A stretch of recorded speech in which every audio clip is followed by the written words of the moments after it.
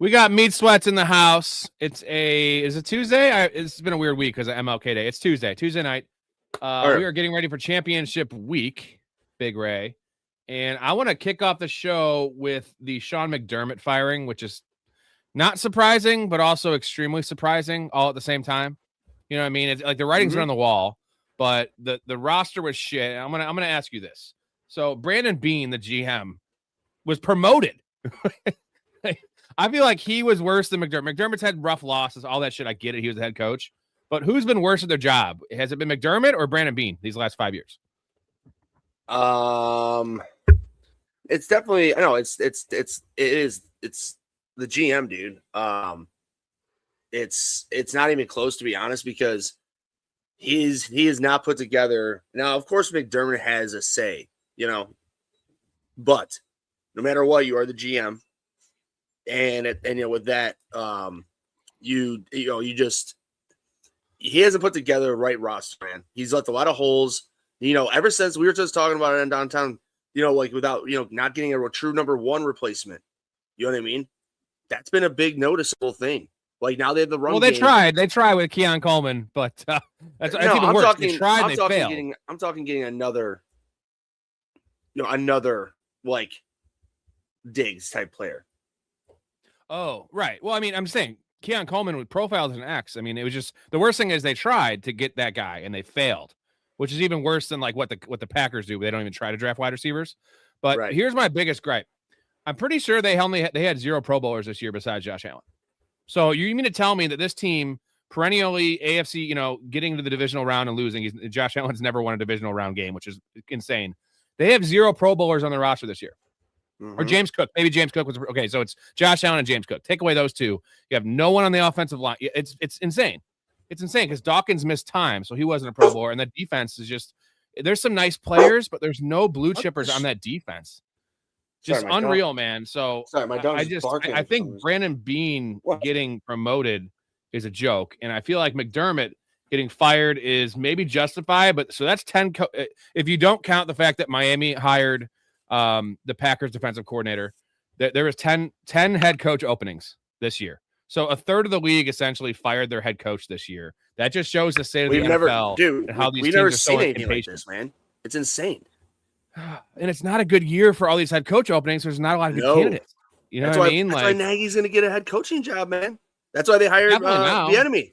I was right. It's done. Like the enemy's hired and yeah, I mean, right though. Like, I mean, McDermott has had his upcoming, his shortcomings, especially his defense really failed at the end, of his time. But again, didn't have as strong of a defense they used to have. So who's in charge of getting that strong defense put together? It's Blake says until the season, I feel like Beane was pretty solid at putting teams together. I don't know what happened this year with him. He has been solid all around, but he's had more misses than hits. And the problem is his hits aren't like awesome hits. You know what I mean? Outside of Josh Allen, not awesome hits. James Cook's a fine player. Cook, but he's a second rounder, right? Like James Cook is a good player. I still feel like James Cook's overrated. Am I crazy to say he's overrated? Because do you think James Cook's top 5 running back? Yeah, and last year he led the league in rushing touchdowns, I think. Do you think he's a top 5? I'm gonna sit here and say you're a bit crazy because it's like I don't know how you're overrated when you lead the league in touchdowns the one year and then in rushing the next, but the odds okay. And having Josh Allen put so much pressure on the defense that James Cook can just run. He's not physical. He doesn't finish runs. He fumbles. So he led the league fumbles this year. Got it. So you're that guy that Singletary. Mike Singletary is not a Hall of Fame linebacker because he had an all-time front. No, I'm not going there. I'm going to go through real quick and talk about. Let's see what running backs. Maybe he's top 5. I don't know.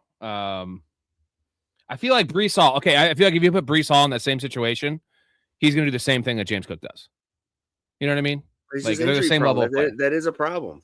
Availability, man. Yeah, good call. Cook's not injury prone because he doesn't take any hits. He falls down. Josh Allen takes it all, right? He falls down and Josh Allen takes them all.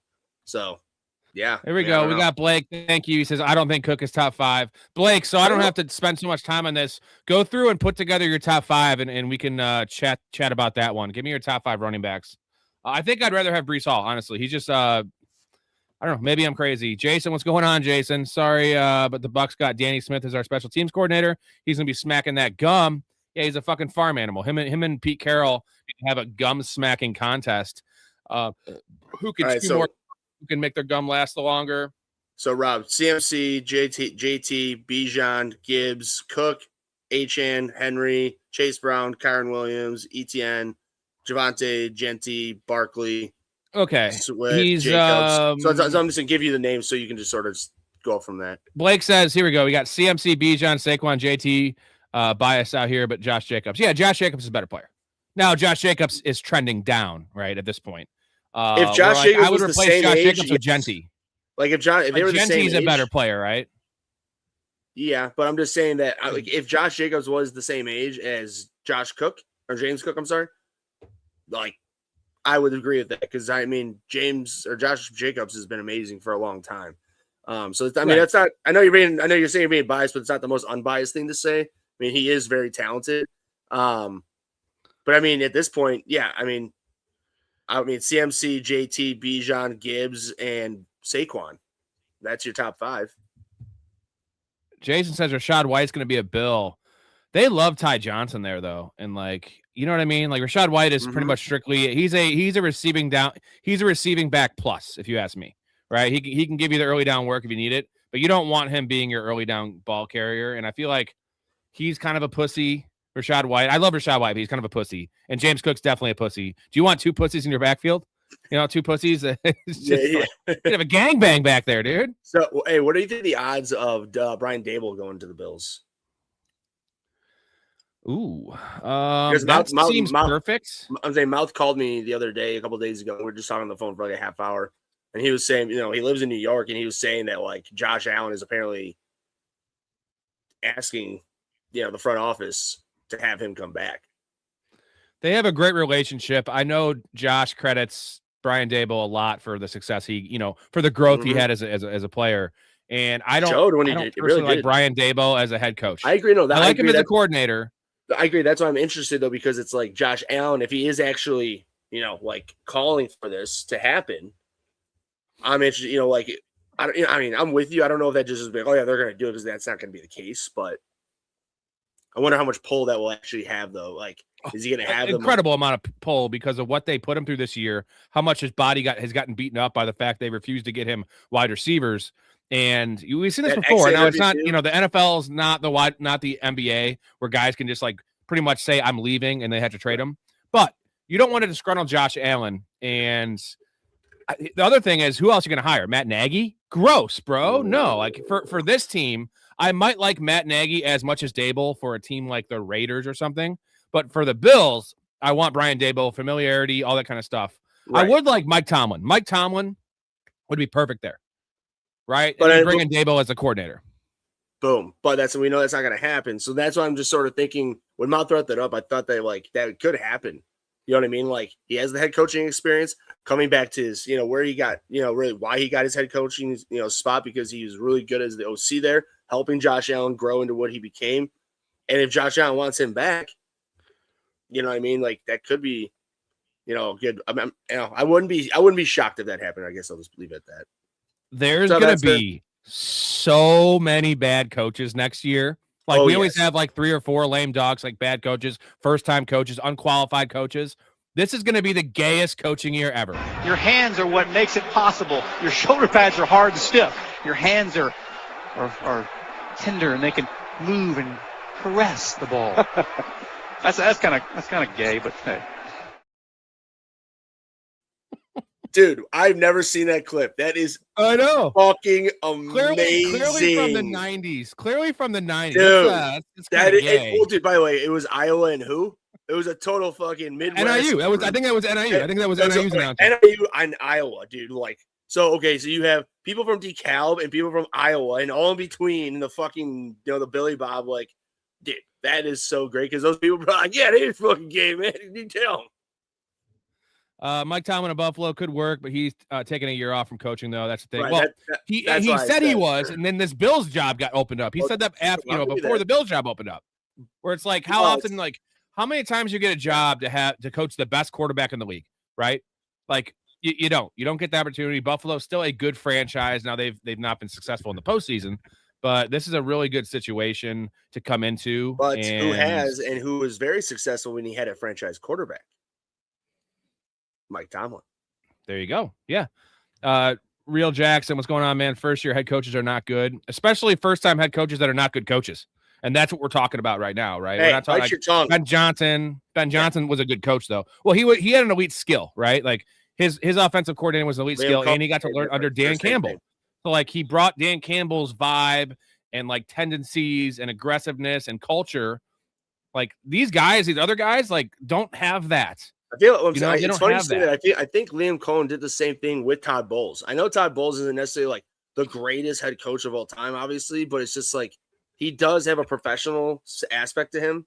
So I think that with Liam Cohen, with his innovativeness, maybe brought some of that professionalism that he may have learned under Todd Bowles. Rams over Seahawks on Sunday from Jackson. God, the Seahawks are just rolling right now, but they put up a stat that their total yards, they played each other twice this year, their total yards are within 1 yard, 1 point differential, like all that kind of stuff. But Ray, I know we argued about this the last show. That second game the first game the Rams won, right? That was 4 interceptions from Sam Darnold, and they still should have beat the Rams. But then the second game in Seattle, Week 16, Thursday Night Football, the Rams had that game so wrapped up. Then you get they punted to Shaheed, which is a bad decision. That's why they fired their special teams coordinator. Their special teams always lets the Rams down. But like there was just that weird 2-point conversion. It was like, can't believe they lost that game. This is a whole different, throw those games out, close games. They know each other. Who are you taking in this game? Gun to your head.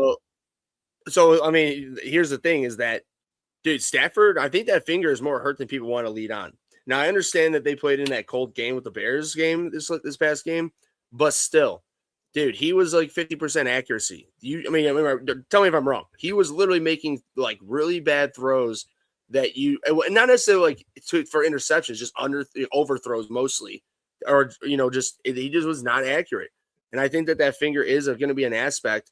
And here's the thing too that, we were talking about this on Downtown Sports and I do agree. I agree with them that do you think that maybe the Seahawks were holding back Kenneth Walker using Zach Charbonnet more during the regular season to help preserve Kenneth Walker for now, to just unleash him, to give him up to 30 touches plus a game? You know what I mean? I think they were doing that already. I know they have to. I know they have to, but I'm saying leading up to this, or at least it was only one game, but nonetheless, I think that the Seahawks are going to win. I think it's just because the way that the Rams played the Bears, they looked off in ways that just were odd. You know what I mean? They normally just don't seem. And so I'm going to go like something along the lines of like 24-17, 24-14 Seahawks. You know what, Kenneth Walker, the Tiny Dancer, we call him the Tiny. If you're new to the show, we call him the Tiny Dancer for a reason.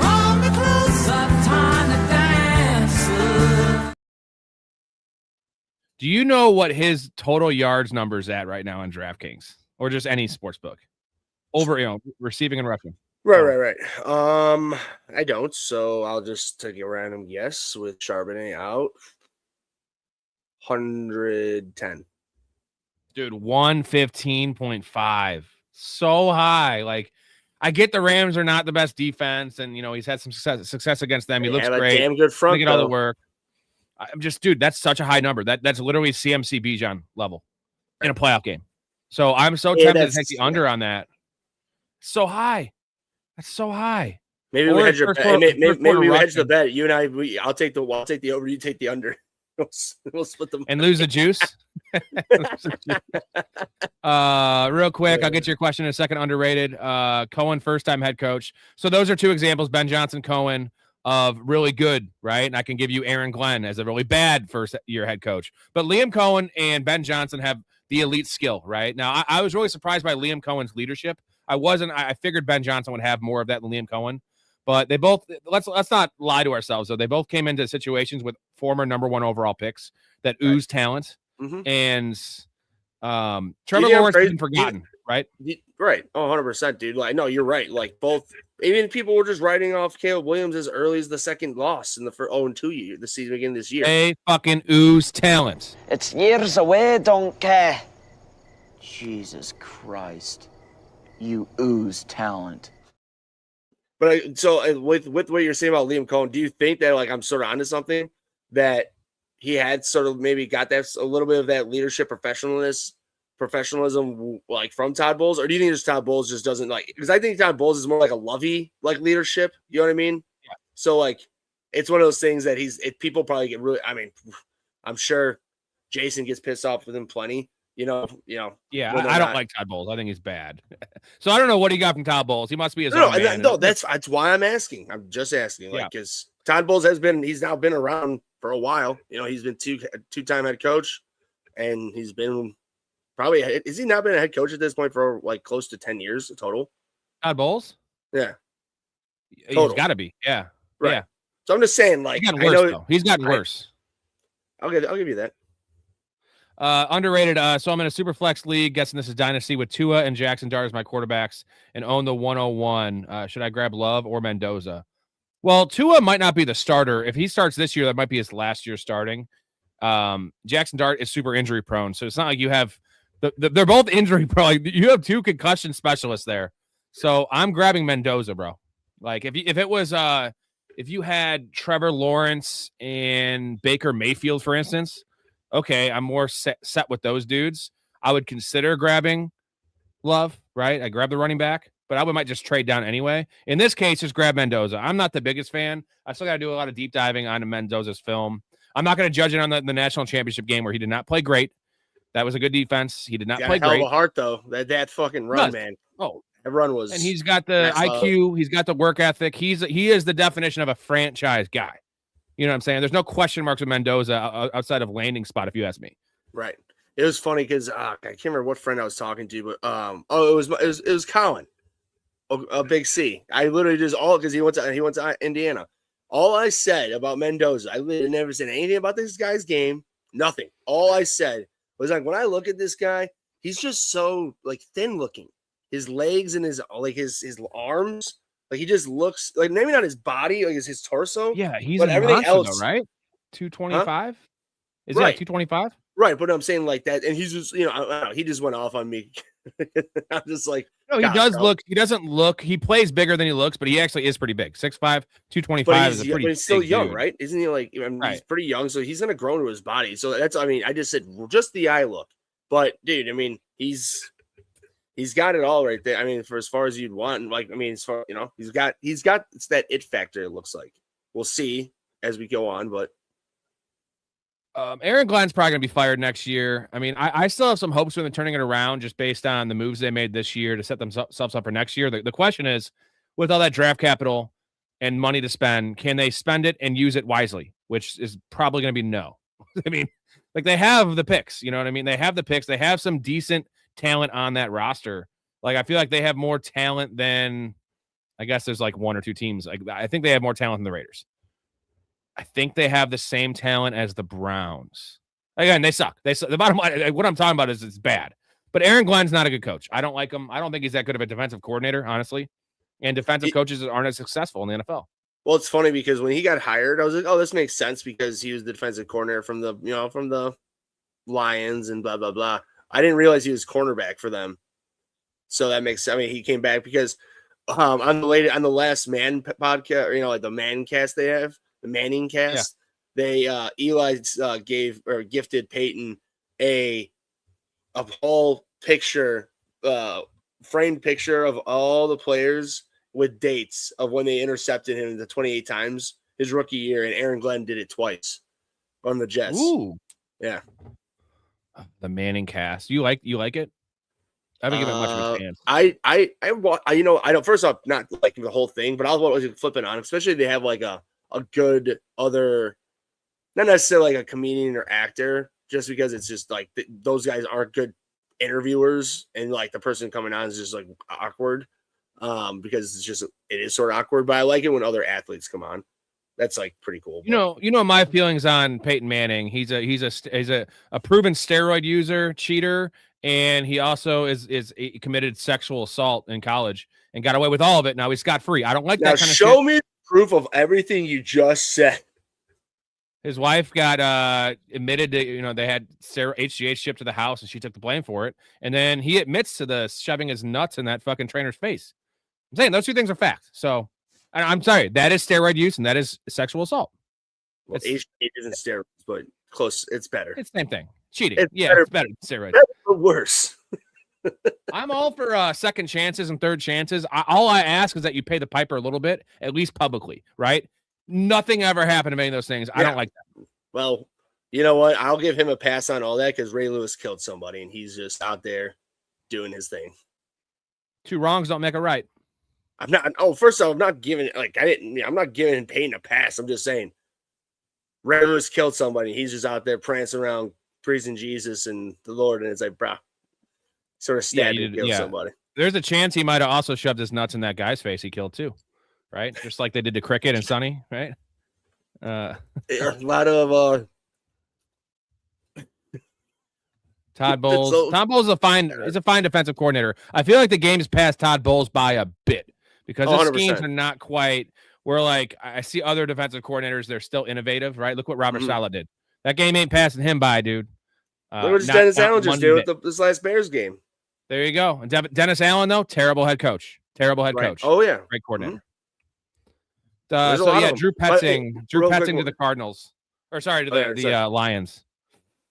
I was happy as a Bears fan. See, Real Jackson says I've never heard anything of that about Manning. Of course not, because it was swept. Go look it up. Tennessee, Peyton Manning, nutsack trainer. Rob, we don't need to entertain. I believe you because we don't need to entertain these. I'm not trying to disrespect whoever said that. I'm just more laughing because how many of you all know about Patrick Ewing? Same fucking difference of fucking fucked up shit. Karl Malone. Or Karl Malone. I'm sorry. I'm sorry, Patrick Ewing. My bad. Sorry. Yeah.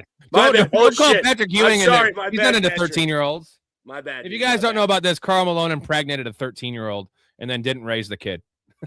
double fuck you, right? I'm gonna knock you up. It wasn't just like it was like when he was in his heyday, like MVP time. So yeah, pretty wild stuff. So anyway, Drew Petzing to the Cardinals. That's awful. I'll say this: the one thing I'm happy about this year for this is I'm a pretty big fan of Sam Laporta next year for how low his stock's going to be, as long as that back injury is fine. Drew Petzing, amazing for tight ends, loves tight ends, going to play a lot of 12 personnel. And Brock Wright is not a good receiving tight end, so it's gonna be Sam Laporta season, baby. You can get him at tight end 9. I'm gonna be fucking lactating, dude. Yeah, but I hate the hire. Other than that, Drew Petzing's terrible. Yeah, as a Bears fan, I'm jacked about it, but that's a good call because you're right. Well, he does love his tight ends. Real quick, what about Mike McDaniel, the fucking Chargers home run, right? Sorry. Say it again. I was reading Jason's super chat. Go sorry, ahead. say. No. Say what you're gonna say. I'll get into his. I didn't hear what you said. I said that Mike McDaniel to the Chargers is OC. Ooh, now that's lovely. No, it happened. Oh, it did. Wow, yeah, he's there. It's signed. Why didn't the Lions do that? Or the Eagles? No, because you remember how Mike McDaniel withdrew his bid from the Browns. That's why, because him and Jim hooked up on the phone somewhere or another, and he flew out there. He signed the dotted line, so which makes sense, dude. That's gonna be so good for them.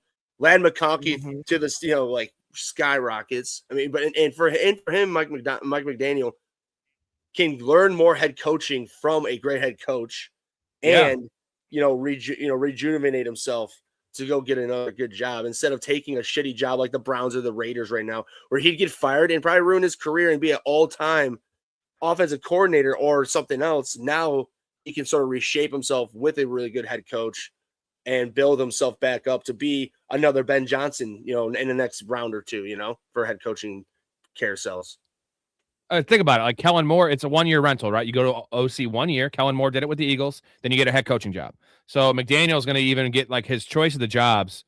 I love that. Let's just talk about Herbert real quick because this is the same guy, Mike McDaniel, that had Tua lead the league in passing yards. Tua Tagovailoa, who's dog shit. Justin Herbert's a god compared to Tua. Compared to him, he's almost a god in general. Man, that's really good news. Jason says John Wayne Gacy vibes. You Chicago natives. What? Because I was talking about Karl Malone. I hate Karl Malone. Get the fuck out of here, Jason. You want us to start going down that fucking rabbit hole of Florida? You want us to open that fucking playbook? Let us know why there's John Wasty down there, brother.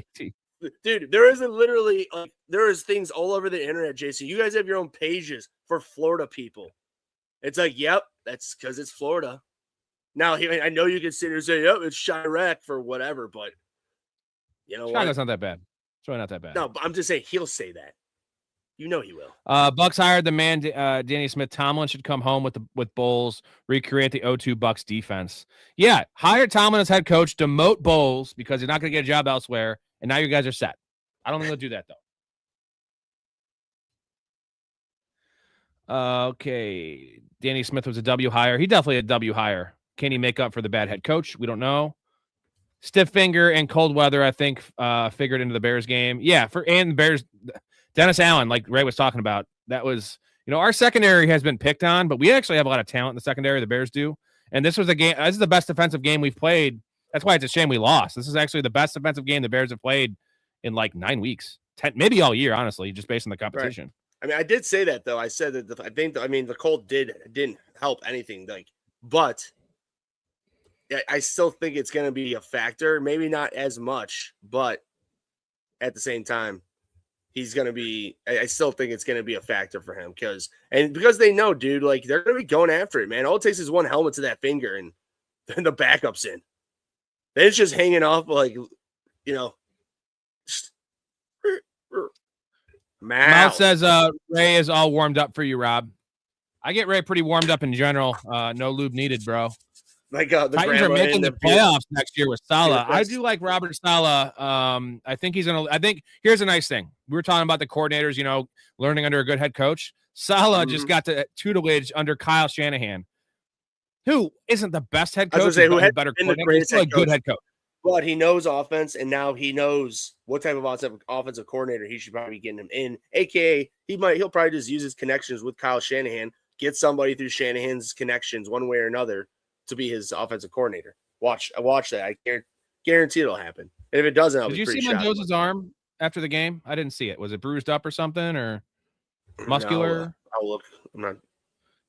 Titans Super Bowl bound. I do like Cam Ward. I don't know if that's going to happen, though. The Southsiders have traded Luis Robert to the Mets. Ooh. Oh, wow, yeah. Luis Robert. Martindale is wow, Mouth. There you go, Luis. There you go, Mouth.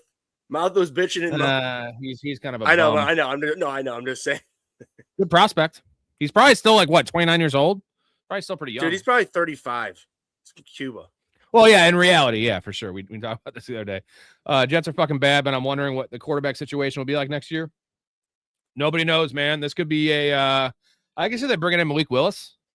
I feel like, although he might go to Miami, who knows? Oh, go look at the picks. Oh, wow. He is tough. Colby is. You probably can't see. It's bruised. It was definitely it's bruised up pretty bad. Oh, I don't question his moxie. I don't question his toughness. I don't question his ability. I just question the fact that it's the NFL and there's not many quarterbacks that are team proof, right? And situation proof. And you go to the wrong situation.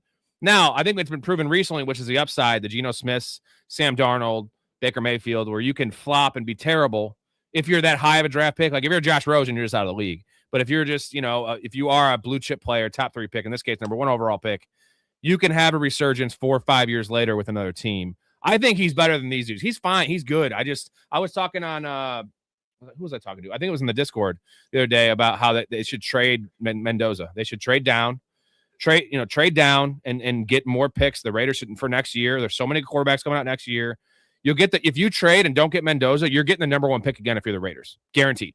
That well, what terrible. if Mendoza's the guy though? I'm just saying, like what I that's the hardest thing. But that's why these guys, just like us, we just did. I mean, I'm saying, we're not getting paid these millions of dollars. That's why these guys do.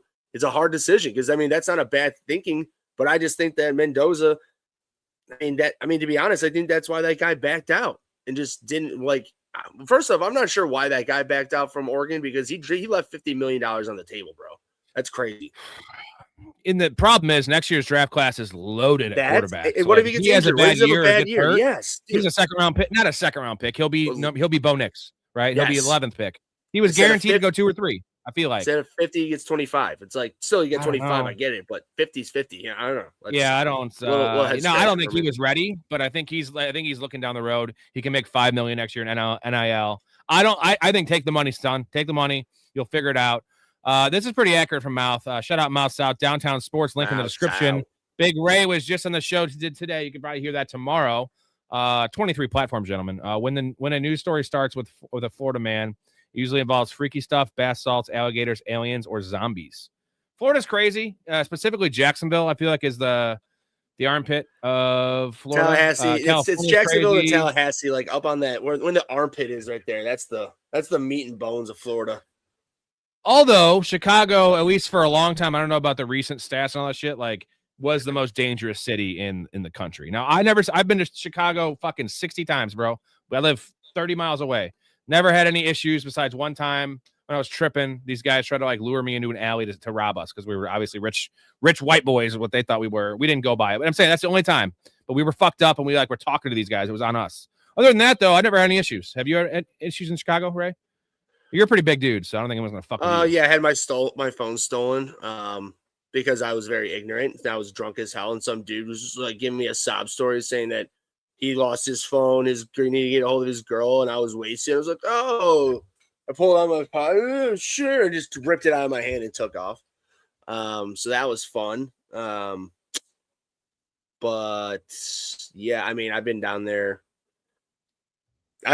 probably honestly more than you. If you've been down there 60 times, I've been down there more than that. I think that's probably low. I was just throwing a number out there. I mean, I'm telling you, like I've been down there probably more than that. And so, yeah, I think I was wrong. It's got to be in the hundreds just from concerts and yeah, right. But either way, so that's our point. It's like, so we've been there at least 100 times. It's like, it's just about being aware and just don't be me when I was drunk. What I was when I gave my phone away. If my friends were outside of the bar, because my friends were inside the bar, I left. I didn't get kicked out. I just they're all right, we're late. We're checking out and paying out and leaving. So I just walked out, and it was basically just like that 90s Simpsons episode where they're the carnies, and then he's looking for the pigeon, and it's Homer, and he has the money in his hand. He's the pigeon. That's what that dude did when he looked at me. He's like, all right, where's my bitch? Like in Waterboy. Where is he? And he looked at me. He saw me just a drunk pigeon. He's like, all right, I'm going for him. And it was very easy. So, no. Yeah, in general, and let's just say, in defense of Chicago, you can get your phone stolen in any single city or any town. There's just people are people. People suck. They're liars. They're liars. Good. Tell me everything. Okay. They were both here. They were both inside me. Eduardo was in my mouth and Luther was in my butt. Oh my God, no, don't tell me everything. What? No, what? Damn it, Bonnie. Eduardo who? Sanchez. Holy shit, tell us more. Then Luther went in Eduardo's butt for a while. Tell us less. Then they both completed on each other. I was left out of the finale. I was left out of the finale. Mount, a lot preps for games by getting AA'd by women. Ass eaten? No, that wouldn't be AA'd. What does AA'd mean? Alcohol Anonymous? I don't know. Yeah, I don't know either. AA'd. That's an ass is anonymous. No, I was thinking ass too. All right, we're gonna get to the intro here in a second, and I'm gonna get to all the questions. Keep on pounding them in, boys. Super chat for instant answers. Also, we are 2 away from a beer chug. Support the show. Not so much you, Mouth. You do that already enough. We love you, Mouth.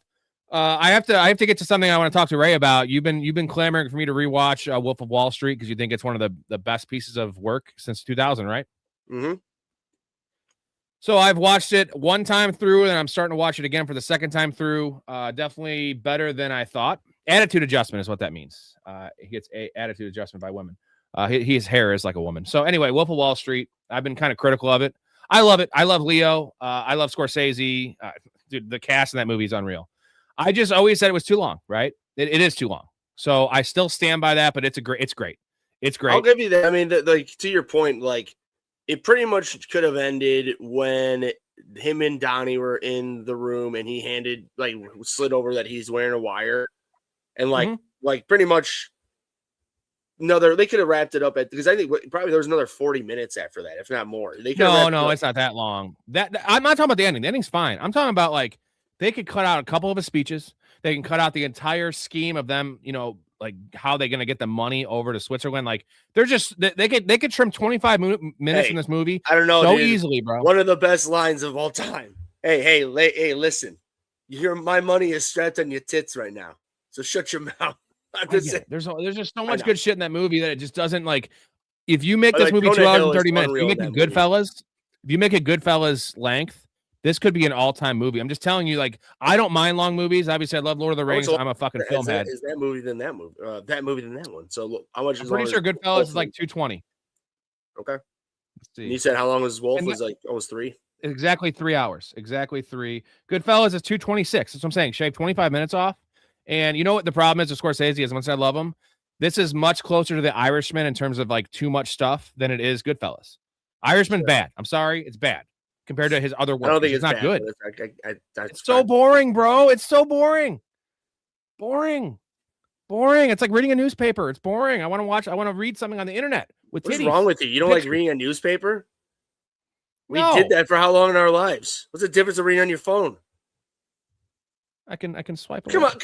Anyway, no, it's good. It's good. I think I gave it a hard rap, man. It is too long though, but now it's more justified than I thought. It's good. It's great. It's funny. It's fucking wild. All the things I love, dude. Sex, tits, drugs, comedy, awesome fucking actors. That guy's all over the place. Just random awesome actors I love popping up. Well, dude, and then John Bernthal and Jonah Hill every time they're together. I love Bernthal. Dude, I love Bernthal. Hey, Ma, we got a fucking chicken? Ma. I love Bernthal. Yeah, tell your sister to come over. All right. I'm going to hit you guys with the intro. I'm going to hit you guys with the intro, and then we'll get to all your questions.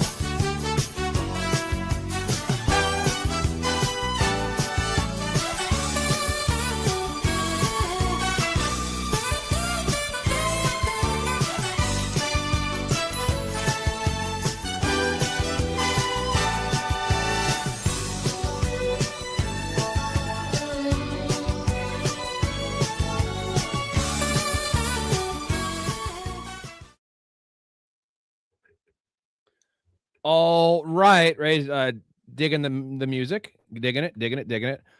All right, before we get to questions, real quick, got a shout out to the Patreon bros. Appreciate you guys, man. Support the show, support your boys. Guys. We need it.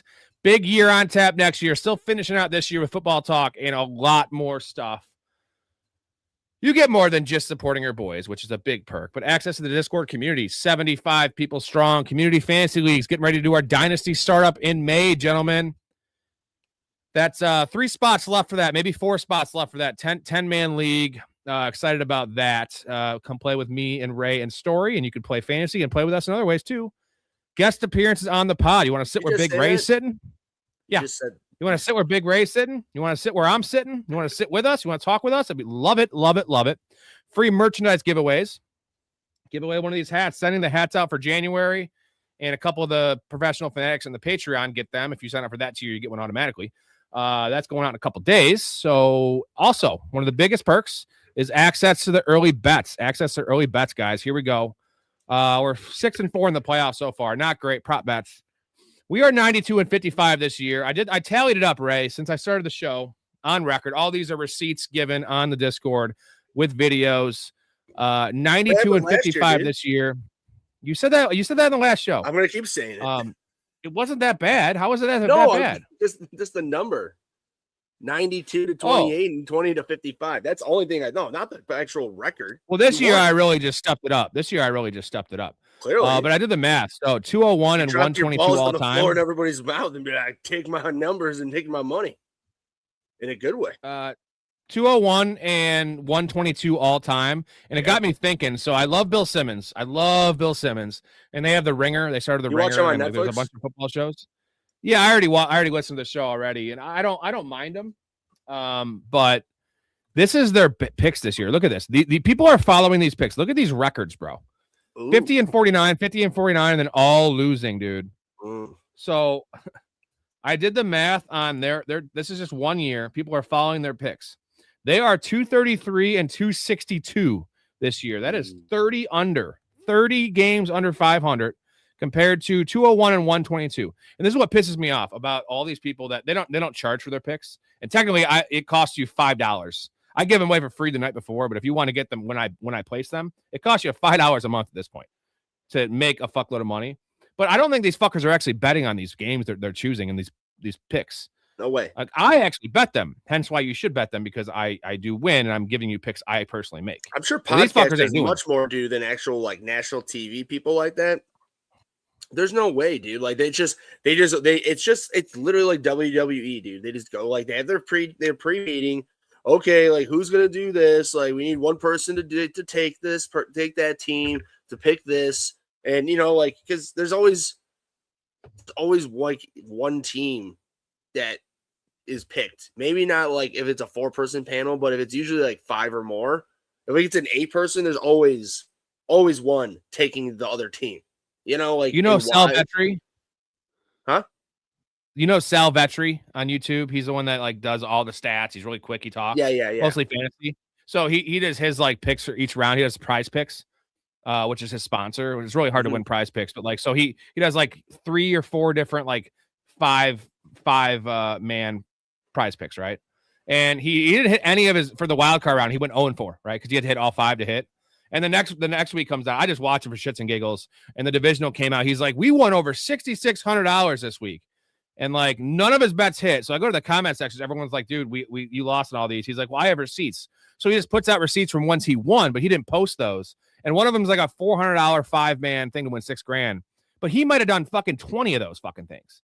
Like you can't just post your winners. Like the point is, I don't post. I post everything. It's all posted. So like the fact he's bragging about winning $6,600, but the video he put out lost money for people is just wacky, wild shit. And like, dude, I hate that. I hate that shit, man. Two-faced people, man. It's just garbage. It's really garbage. Anyway, professionalfanatics.com if you want to get down on the Patreon. And I'm just telling you, if you don't gamble, if you want to start gambling, boom. If you do gamble, why the fuck not make money? Also, a lot more stuff than just the gambling picks on there. Fantasy, good times. The community is awesome. The people are awesome. Talk with me and Ray. Big Ray. Just slide in my DMs. Slide in his DMs. Ooh, that sounds sexual. Here we go. You sassy fat. Like the 49ers might be getting cooked next year. They're getting old fast. They'll be fine. Kyle Shanahan can never coach an under 500 team unless the entire team fucking dies, which happened this year and they still won, right? But Rob, I mean, here's the thing, man. Like, I'm getting to this line, dude, to be honest. It's like I'm really thinking that I know Shanahan is a good offensive mind, but man, head coach, I don't know, man. I think that because think about this. All I ever hear as a Bears fan up until this year, well, no, not even up until this year, including this year, because the Bears weren't expected to do what they did, is just that Shanahan's an offensive genius. LaFleur's an offensive genius. Especially those two teams, the Packers and the 49ers. And yeah, they win a lot. They get to the playoffs a lot. What the fuck do they do when they're there? Nothing. Lose. It's literally a broken Shanahan's record. gone to 2 Super Bowls though, at least. It's a broken record. No, he's lost them. They just don't. I understand. I'll give 49ers. They had unprecedented amount of injuries this year. Their injury loss to starters, I'm sure is, if not the highest, it's way up there. So I'll give them that. But Shanahan still just hasn't gotten over that bump. Like to get, I don't know. It's both of them with LaFleur too, and they just signed him the extension. And I mean, I know he's a good coach. I know their playoff resume is terrible. It's awful. It's not just the losses, it's his in-game decisions, some of the optics. It's awful. It's really bad. Even though I still like LaFleur though. And here, it's not just that I like him. It's I think other coaches suck, right? I'm not like Storey. I don't hate every other coach. No, but Rob, this is 100%. Dude, we were just talking about this on Downtown. You're right. This is 100% where we're at. Is that this is what I was saying, because like we were talking about the parity. How I've been beating the drum all year about the parity in NFL. Look at it now. Can we really know? Like if you and I took $1,000 each and be like, yeah, dude, we know these guys are going to win the Super Bowl. Like I know the injury with the quarterback on one team helps to eliminate probably one, but dude, who knows? Denver could win. They have a really good team. And Stidham isn't. I don't think he's an idiot, but it'll be tough. But what I'm getting at. It's a very big parity league, and it's because there's a lack of awesome, at least not awesome, just quality coaches and quality quarterbacks. And that's where we're at right now. I love it. I want to touch on that Denver game in a second, but Dakota says, Ray, think about how the Niners beat your Bears' ass. They did. They put on an offensive clinic. They did. I don't think I've ever seen that before. That was so like there was no chance we were stopping them. The only time we stopped them, they had one punt, and the first pass of the game was a pick six, which was a kind of I don't know what the hell that was by Brock Purdy, but like all I know is they scored every drive easily. If we had the same health defense that we played against the Rams our last game of the year, that would have been a different outcome. I'll just leave it at that. Because I agree. We had major defensive people back. And to be honest, I mean, to go, you're not wrong. Like that, they played us. It was disgusting for me. It was watching that particular game on defense. It brought back like Mark Trestman years when we lost back-to-back games of 50-point burgers against the Packers and the Patriots. It wasn't good, but to be honest, that was the best defensive outcome for the Bears all year, right? Against the Rams this past game. Oh, it's the outcome, not the outcome, they played, but just the fact they the played way the Rams. The outcome wasn't theirs, we didn't win, but just the way they played, like very encouraging. Now, real quick to add to Dakota's point, if both teams were fully healthy, because the 49ers are missing everyone, they would have beat us. Like we were not on that level. But the Niners would have been a Super Bowl team had everyone stayed healthy. Bosa, Warner, those two losses alone, just give them those two players on that defense. I'll just leave it at this. I believe that both the 49ers and the Bears would have gotten their ass kicked by Seattle. So if they both either, I guess the 49ers technically couldn't have gotten, they would have, but we saw what happened there, Dakota. Seattle put the fucking ass whooping worse on you, way worse. They did. That was just a culmination of everything falling down for the Niners. Like, McCaffrey was not helping. They took him out back and shot him Old Yeller style. Oh, that was Old Yeller for sure. That was just not even like a little, like rink-a-dink. That was just absolutely like you're done. Eagle Edits. We'll get to your question here. You don't have to post it twice. We go in order, so I'm not going to skip everyone else's question. We will get to your question though. Don't worry, my dude. Lions should have got McDaniel for sure. This is a good one from Dakota. What running backs are on the Chargers roster that fits McDaniel's scheme? I would say Kamani Vidal is more of a fit, but Amarian Hampton, again, I've been kind of hard on the guy coming out of college. I feel like he's pretty versatile. He can fit any scheme. The thing is, McDaniel can change his scheme up for the players he has. I do have respect for the guy. Not a perfect fit. Everybody, let's get one thing straight. Rob, you know this. Who runs the Chargers? It's Jim Harbaugh. Jim Harbaugh wanted Hampton. He did not hire Mike McDaniel to come in here and be like, you know what? Your first round pick from a year ago just ain't going to fit me. We need to move it along from him. It's just not going to happen. He clearly That's a great point, man. That's a great point. He had this guy because like I said, dude, it makes so much sense that he signed tonight because when he took his name out of the running for the Browns, it's like, I get it. I guess this is the Browns, but it's like, if he wanted a head coaching job, why are you taking your name out of the running for anything? But that's why, because he knew he was he had a great talk on the phone with Jim or whatever they did, however they communicated. And Jim laid down the law to him that it's like, you had a great, offense going out there in, Miami, but you clearly had your upcomings that ended up your failures. You're going to come here. I have guys, I have a vision.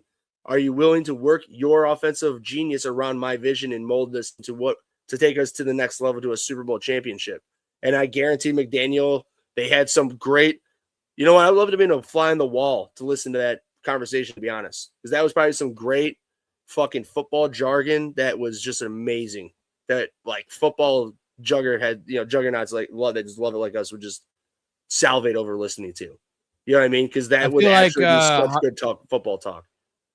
I feel like Harbaugh is going to instill his run game. That's his bread and butter. He's a defensive coach, but it's McDaniel's going to have the passing game. That's right. As they bring that together and make that a nice middle for sure.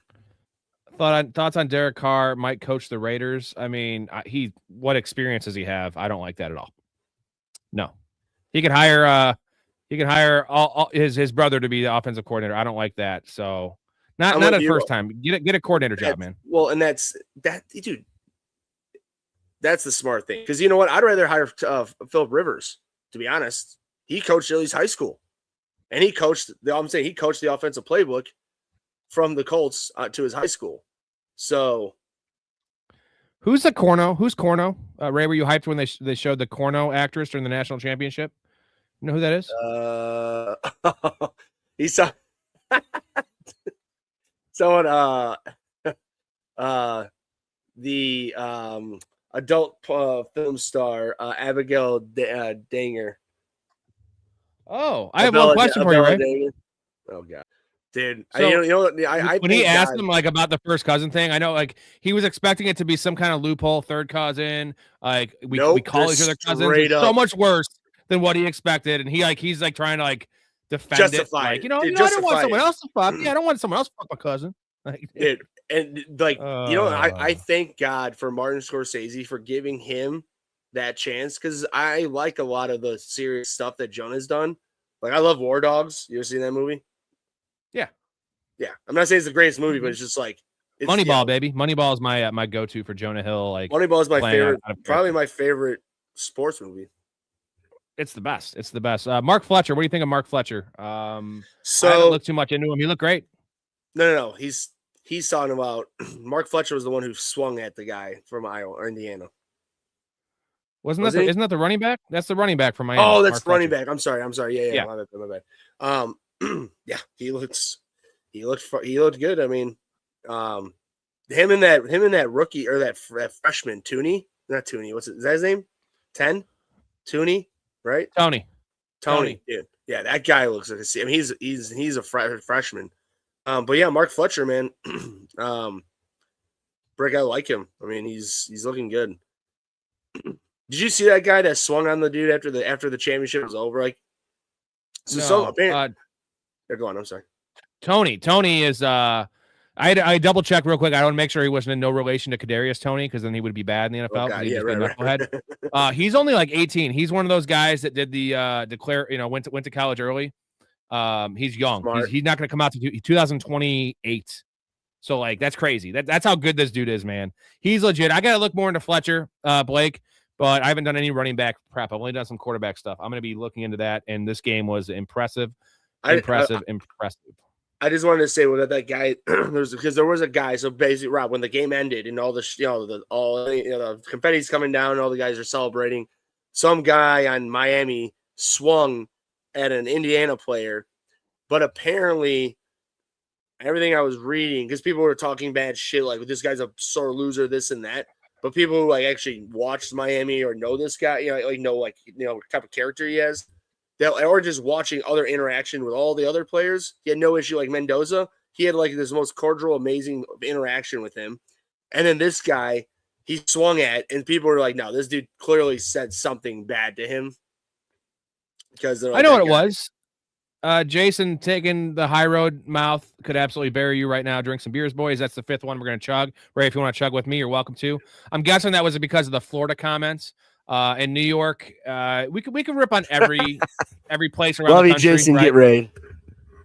We can rip on any. By the way, Jason coming on the show to do Tropic Thunder, his favorite movie, one of Ray's favorite movies, in 2 weeks. So Monday, what is it? Monday, February 2nd. Monday, 2nd. Super Bowl week, Monday for Tropic Thunder. Me, Ray, Storey, and Jason. I'm just hosting. I like the movie. I don't love the movie like these guys do. I do like it. I'm gonna watch it a couple times. I'm mostly hosting. These three guys are gonna chat about the movie. We're gonna get drunk. He just doesn't like it. That's why he's having the three of us, and he'll just be the media. No, I like it. I just don't know it. I just don't know it like that. I've only seen it 4 or 5 times, which for me, for a movie I'm gonna do on a deep dive, movie Monday, it's not up there. So you're saying you can't watch it another 10 times between now and the 2nd? I don't want to. I could. I'm still gonna have answers for the categories, bro. Don't worry. Okay. Don't you worry about me, my dude. I'm raying you. That's the meaning. I think Jacoby Brissett is starting for the Cards next year.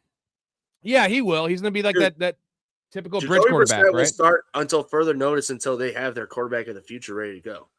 Why wouldn't? Why he just looks so much better than Kyler Murray. Kyler Murray is a guard gnome, and everyone looks better than Kyler Murray. Kyler Murray is. I'm pretty sure Ray just wants to fight Kyler Murray. He just wants to fight him. You stupid fuck! Go buy some sandals! Go buy some sandals! You want to fight? I'll fight you. I haven't fought in 10 years. I'm fighting you. What you got? Let's see. Throw down, bitch. Throw down, bitch. I'm glad you're coming around to that movie a little bit. Yeah, I've only seen that one about 3 or 4 times now, but that was all in the last year. It's a good movie. It's gotten so cold down here. The alligators are all frozen and shit. Is it cold in Florida? We don't want to hear about that. It's like negative 10 degrees here. What's funny, Ray, is I tell my Canadian friends when it's cold here, it's always like minus 20 Fahrenheit there, like for a temperature in our wind chill. Right. So different levels of that, right? Well, so dude, do you know what gators do when it gets frozen like that? They come. Oh, come, my Ray. Warm. Simmons warm. No, what do they do? So what they do is they stick their snout, like if my hat bill here is the water line, if they stick their snout just outside the water line and they let it freeze around their snout so they can just sit there in a way of a hibernation, but they're not really like, they basically are, but they just sit there to be able to make sure they can live. But it's crazy. They just stick their snout out, let it freeze around them. And it's just like, no shit. So I'm saying if he's saying it's that cold, I wouldn't be shocked if that's sort of the situation. Tell me if I'm wrong, Hetzer. I mean, I've seen it. I mean, you're from down there. Jason, you're from down there. Tell me. I want to hear from the horse's mouth. Hetzer says, if you like fishing, though, like me, Florida's the place to be. Well, it's the second place to be because you know where our Patreon, our Discord, Ray? That's the what do they call that? That's the real the place to be. What do you call it, Kramer? It was. Come on, Rudy. Come on.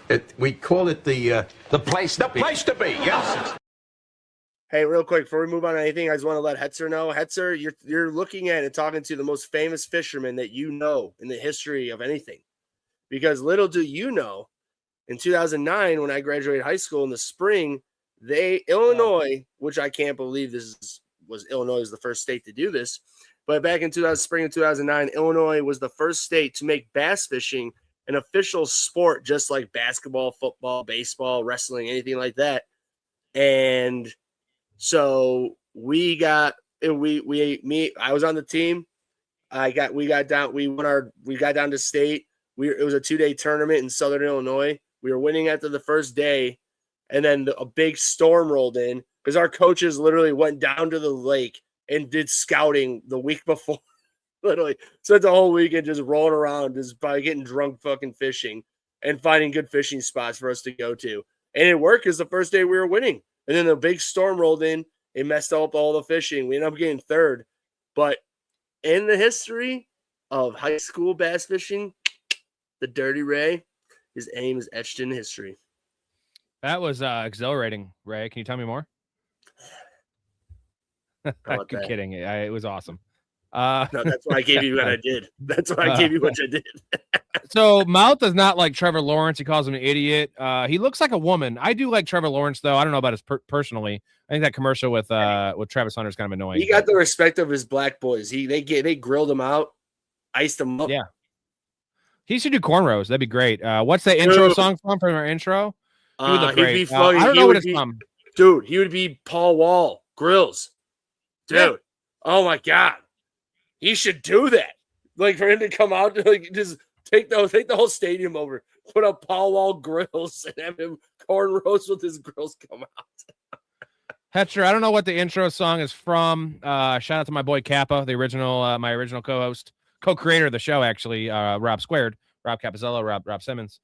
He made that intro, made all that up with the song. He didn't create the song, but like he found the song. So I don't know. I just love it. It's catchy and it's pretty great. Great. Tyson says, "Don't be gay, Ray."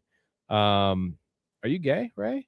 Your hands are what makes it possible. Your shoulder pads are hard and stiff. Your hands are tender and they can move and caress the ball. that's kind of gay, but hey. That really it's so funny because that just reminds me of like in Beer Fest when what's her name? The old actress that just passed away not too long ago, Loris Fish. What's her name? You know what I'm talking about? The one when she died? I think Newman died? But I'm saying when she just warmed up the sausage. Oh yeah. And she's just like give it the good old hand jobby. And they're like, all right, grandma, that's enough. Sorry, by the way, I don't know. Easy says, what happened to my first co-host? Oh, no, I didn't do mine. Let me, hold on. Here we go. Ready?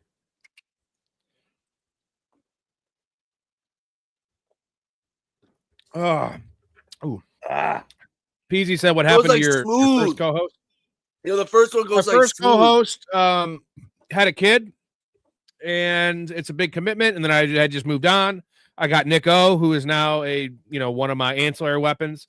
Storey hopped on. Now I got Big Ray. I got the Chaz. I got Dave. I got Hastings. I got giant cast of crew here. Jason, nice neighborhood joint Domino's. Does that mean that there's 2 Domino's in your neighborhood, Jason? Two Domino's? I love Domino's. Underrated, bro. They're crusting their pizza.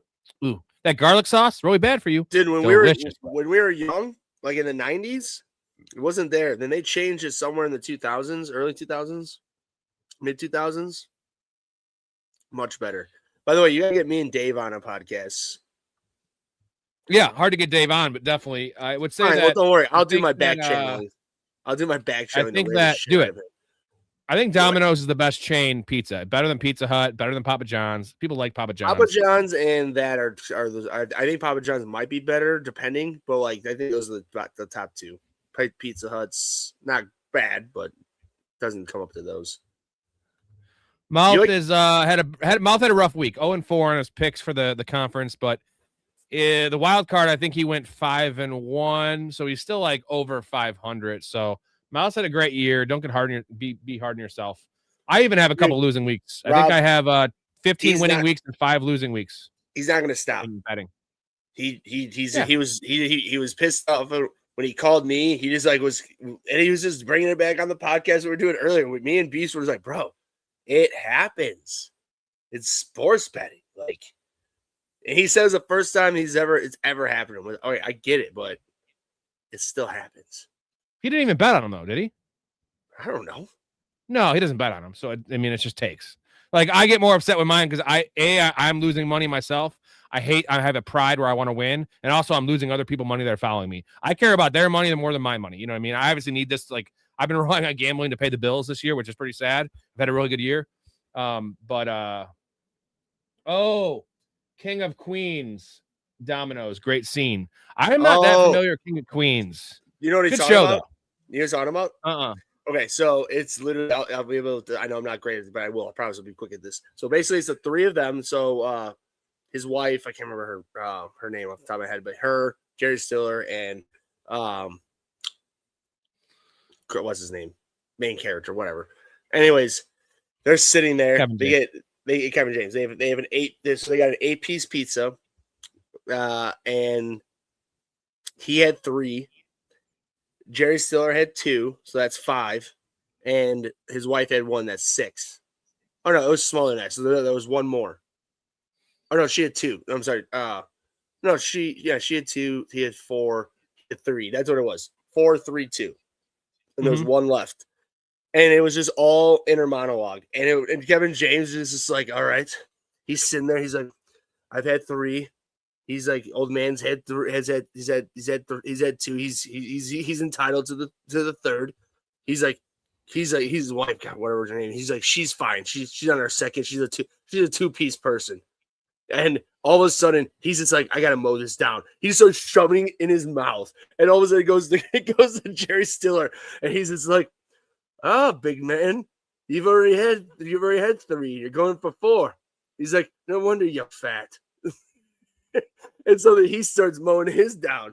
And then, it's Carrie. That's her name. Carrie looks at her eyes, and her monologue is like, oh, God, they're going for the last piece. She's like, you know what? I'm pretty full, but let's make this interesting. And so she just takes it. She's like on her crust. So she finishes it and grabs the last piece.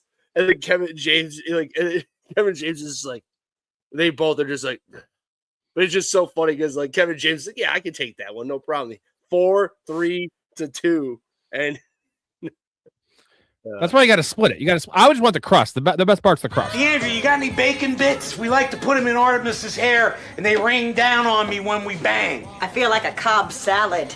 It's amazing.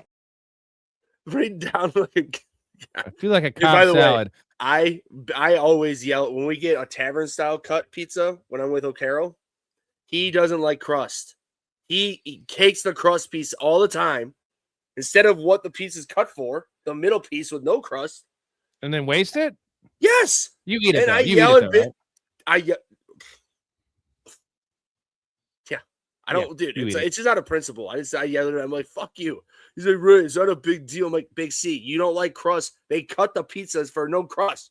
Eat that part. Damn straight. Blake's been smacking these. I have seen those, Blake. Blake's crushing. He also hit a nice, what was it, $10 to win, like 120 last night. It was 2 Fletcher touchdowns and 1 Mendoza rushing touchdown. That was a pretty nice hit for you. Nice. By the way, I had a $50. I had a 50% boost. So it was a $50 max bet, and I just don't know college, right? So I was asking Storey. He didn't really have anything he loved, so I fucking bet combined 400 passing yards from the two quarterbacks, and it barely hit. Like it was an alt line, right? It was like minus 170, and I boosted it to like minus 120, right? To win like $50 to win like 40 profit or whatever. And I'm watching this game. It was just so bad. It was such a bad game for that. Like Carson Beck's trash. Although Carson Beck won the bet for me because he actually threw for like 240. Or you know, it's really funny. Did you see that when he was on the the national like the news day, whatever, the media day, and this woman was like, yeah, so what have you been doing for class and blah blah blah. He's like, yeah, I graduated 2 years ago. By the way, what I was laughing at, look at the second to last comment of Dakota. That was just Ray gets a side of ranch and finishes his buddy's crush. Damn, fuck! I gotta put that up there. That you would do that, right? First off, I'll tell you the buddy I'm talking about. I'm 35. I've known him since I was 9 years old, so he can go fuck himself because I love him to death. But like, I will die. I guarantee if he was watching right now, he would defend himself. It's like, no, there's no defending yourself with a tavern cut pizza. For people who don't know what that is, you have a circle cut and you cut it basically into little squares. Yeah, a lot of middle pieces. Middle pieces.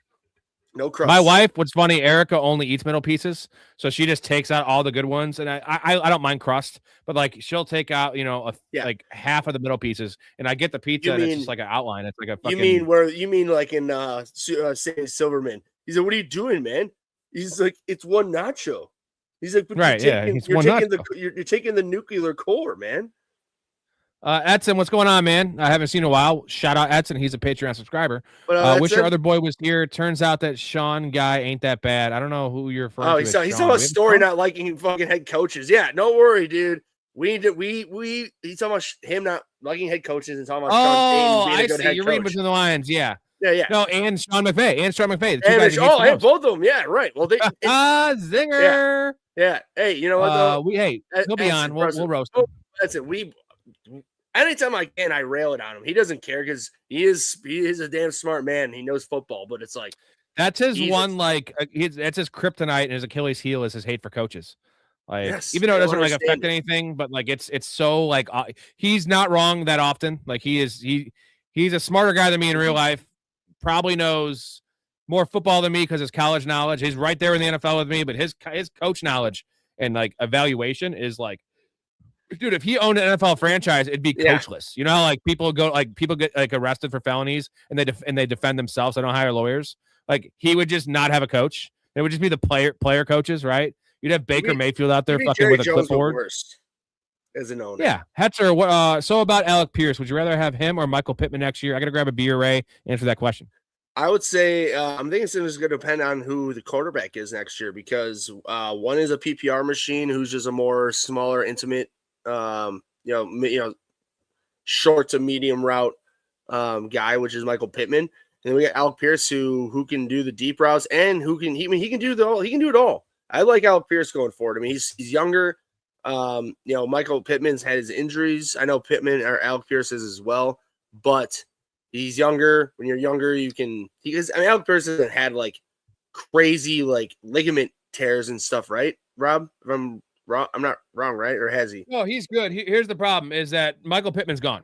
They're going to cut him. He has a pretty fair number for a cap hit if they cut him. Oh, do they?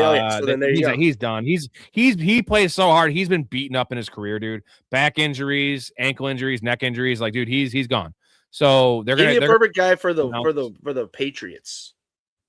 I'm just saying, they have Josh Downs. They have their tight end of the future, Tyler Warren, who's a stud. They love Alec Pierce. Like that's the guy. You know what's a shame though is they gave away Adonai Mitchell for free. Dude, like, that's the guy they should have kept. Although him and Alec Pierce play similar positions. Is it Chris Burke or what's his name? Right? Oh, Chris. Who's the GM there that's been there for a while? That was with the 49 or the Ballard. Yeah, I mean, dude, he's been pretty good, man. It's just that was a fuck up. That was a bad trade in general. But throwing in Adonai Mitchell, ugh. So I would say that they had Ashton Dillon too. Ooh. That felt like I'm sure you probably hate the movie Draft Day. I like it just because it's a shitty, corny movie. But I haven't seen it.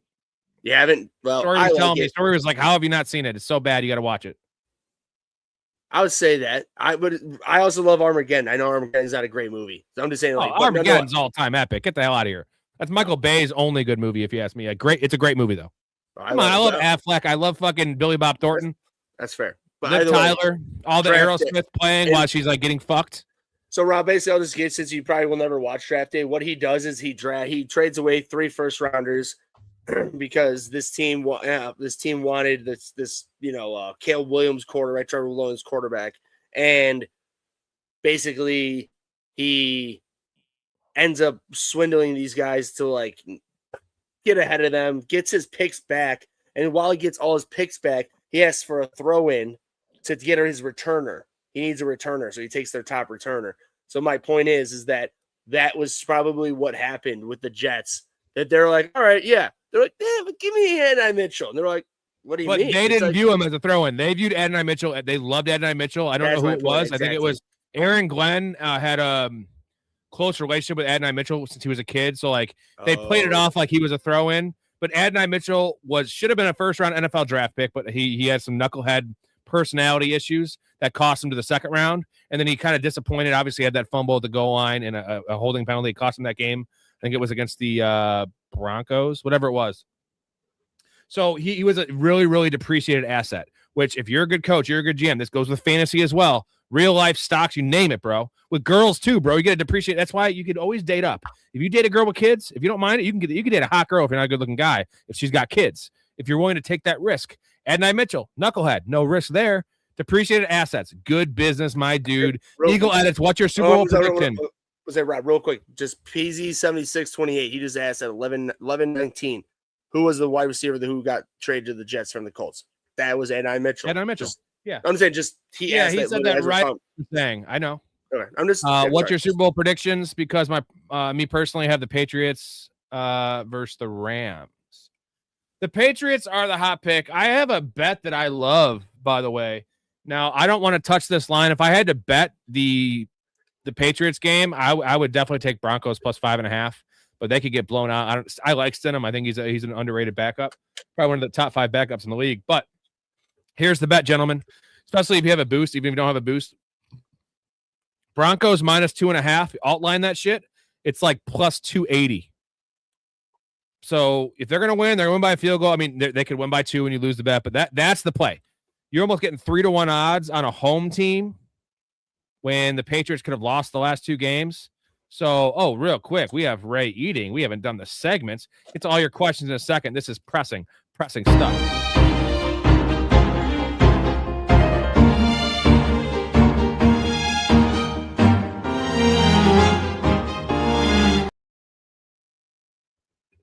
All right, what do you got, man? You got tacos? No, it's some my leftovers from lunch. What is it? String bean chicken and chicken fried rice. God damn it! I wanted to play the taco song. I'm playing it anyway. Don't think just because I got a lot of money, I'll give you taco flavored kisses, honey. Fulfill all your wishes with my taco flavored kisses. Taco, taco, burrito, burrito, taco, taco.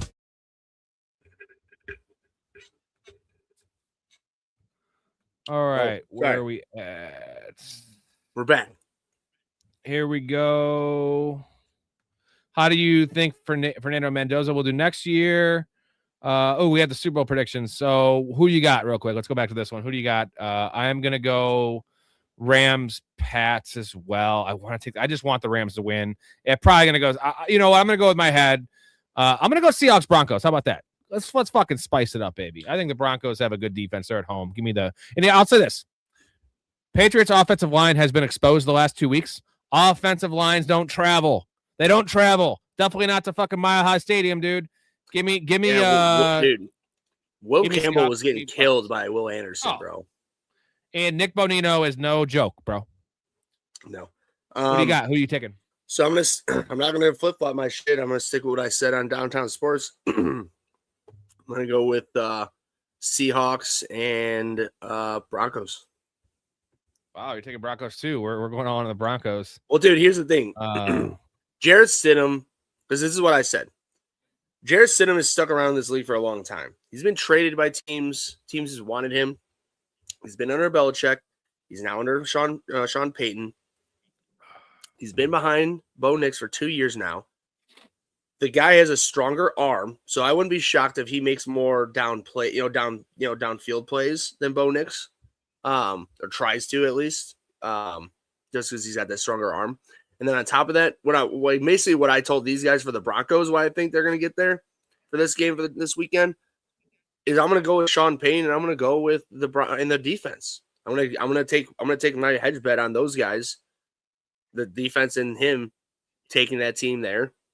And then with the Seahawks, what I was talking about earlier, like with the whole, were the Seahawks potentially trying to hold back, Walker to try to like hammer him during the playoffs? Sort of looked like that last week, but now with Zach Charbonnet gone, still a loss though. Not having Charbonnet, it's still a loss. Like I get that you get to unleash Kenneth Walker, it's still a loss. No, but either way, I just think that with the way the running game has been stepping up and the way that the defense is playing and the special teams is playing I just think that first off, I think the defense and the special teams are going to outplay the Rams special teams and the Rams defense. And then with the Rams offense, I know that Darnold's had his ghosts. I think the run game's going to try to be his Ghostbusters and try to try to shield him from those ghosts for this game. Ray, you should definitely hit Broncos plus 5.5, man. If you're that, I mean, I did the minus 2.5 thing because I'm not going to put that much money. I could put just $25 on minus 2.5 to win 100 or whatever, win 80, opposed to putting $100 on plus 5.5. I'm a prop bet guy. I stick by my rules of not betting lines. But if I was a line guy, I'd be all over the Broncos plus 5.5. That's too many points at home. That's way too many points. And I just don't think Bo Nix is very good. Like, he's fine. I don't know how much worse Jarrett Stidham is. He's worse. But, and I will say this, everyone's like, oh, well, he doesn't have any legs. Bo Nix is a scrambler. They have Jarrett Stidham listed at 14.5 rushing yards right now on DraftKings. So he is, for instance, Sam Darnold 7.5. So they view him as a guy that can run. He can run. He can get out the pocket. I went back and watched the film of the Stidham game when he was in the Raiders against the number one defense at the time. It was probably 3 or 4 years ago against the Niners. Believe it or not, the Niners were the number one defense 4 years ago for a stretch, the end of the year. And he carved him up, man. He played well. That was with the Raiders. Throwing to Devontae Adams. So it was Adams' first year there. So he can play. He's got a big arm. He's mobile. There's a reason Stidham is not only stuck around, he's been a priority backup. Sean Payton brought him in there for a reason. Sean Payton's that kind of coach where certain guys I don't trust, with backup quarterbacks. And also, I had this one last point. We've seen these Cinderella stories, right? He's a Cinderella man. Like, we've seen these stories. Nick Foles, babe. Right? We've seen the Bills had a guy that got them to the Super Bowl when Jim Kelly was hurt. We've seen this time and time again. Doug Williams. It happens. I'm saying Doug Williams, first black quarterback. He came in as a backup for the Washington Redskins back in the 80s. And he killed it. As a matter of fact, that dude's an all-time legend there for that, as he should be. I still think the Patriots are 1 year away. Now, whether they make it there and get smoked, I don't know. I still think they're 1 year away. And Rob, that's another thing where I'm saying real quick. I just think that Drake May, dude, he if you look at my hand, he was skyrocketing. And this is within the last 6 weeks, skyrocketing to MVP. And it's been a slow tick. I'm not saying like a drop off like this, but a slow tick down. He's been struggling more. It makes sense because that their schedule has not been great. For them, it's been great. I'm just talking, straight. I've been telling you about the fumbles, man. That's actually come to fruition this playoffs. Now, he hasn't lost a lot of them. Will Campbell, one thing Will Campbell's very good at is recovering fumbles. Not good at blocking. Very good at recovering fumbles. He's recovered like 3 fumbles this postseason. Really? How do we think? He recovered both of them in the Houston game that he didn't lose. How do we think Fernando Mendoza will do next year?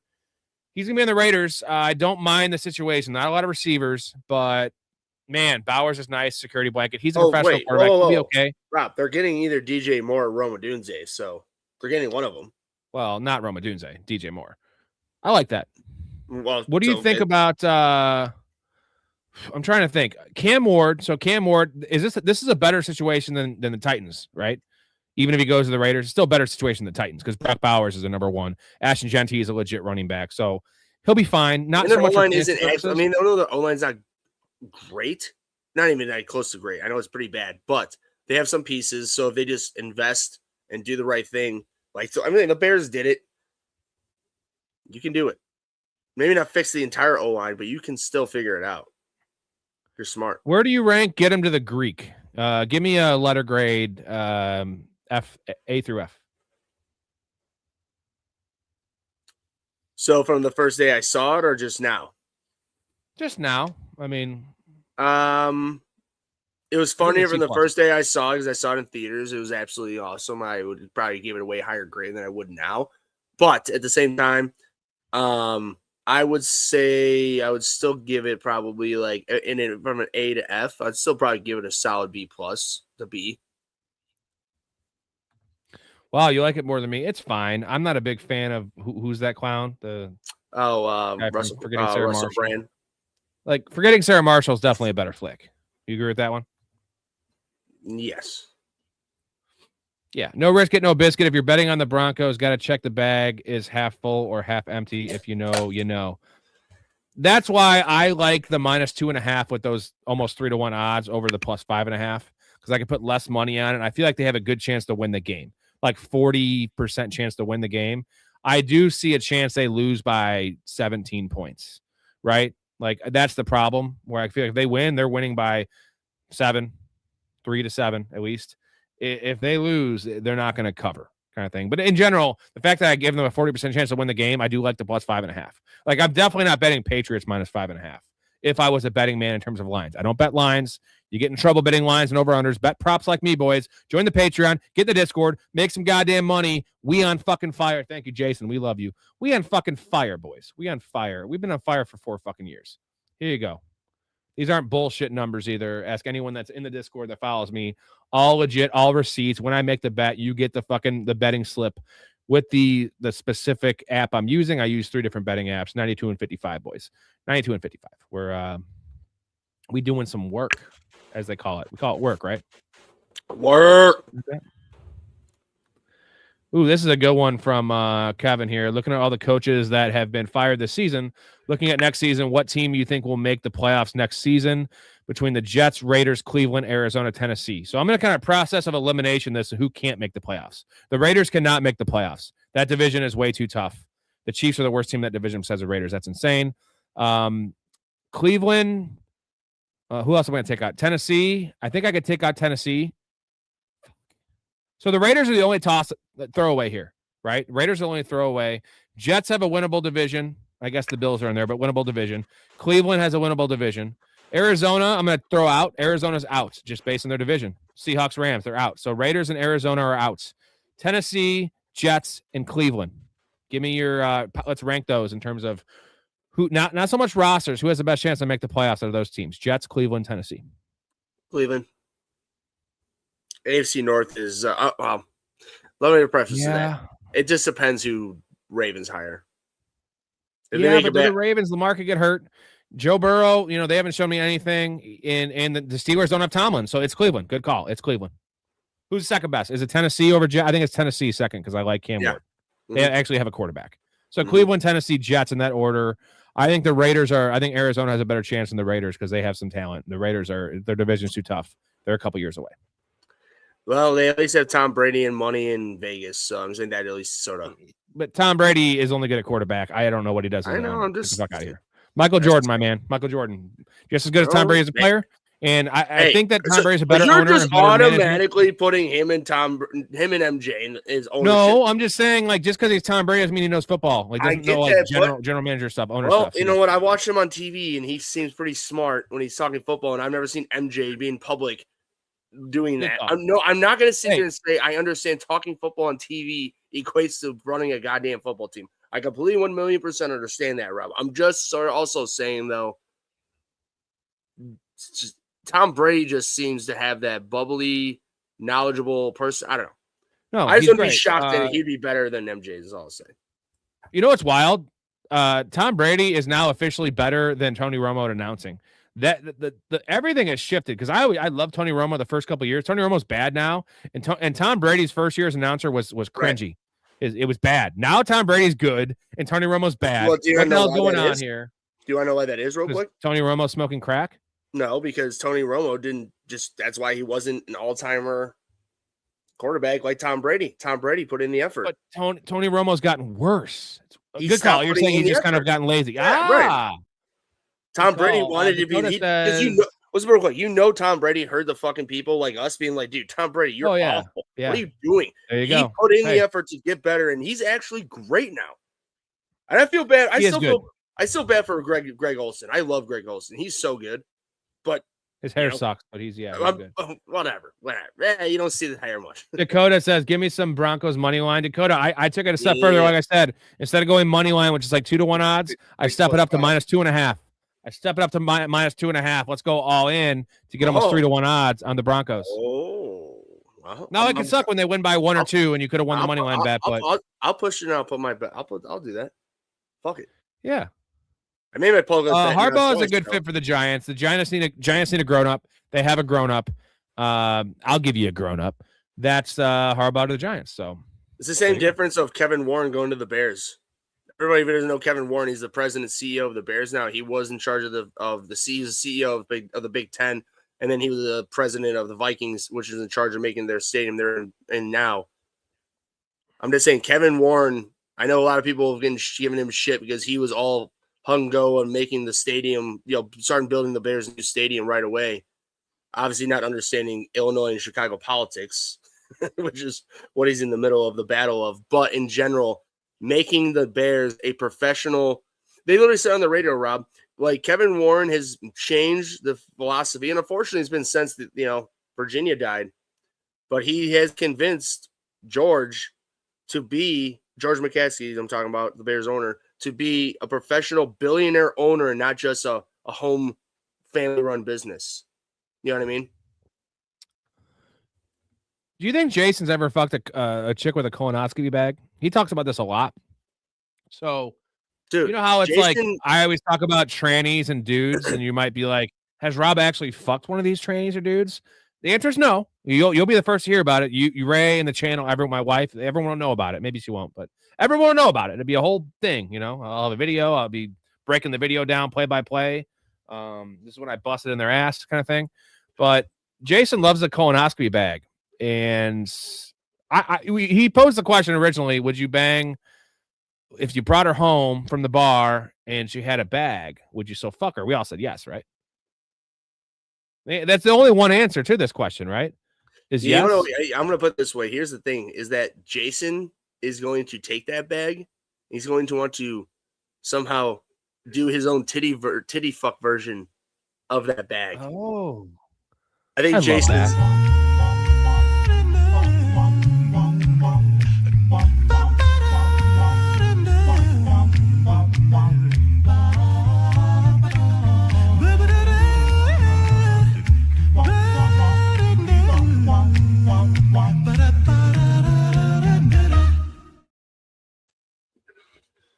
Hey, might have talked about it already. We have not. I'm a little late, but where do you see Sean McDermott going? The lens guy. Welcome.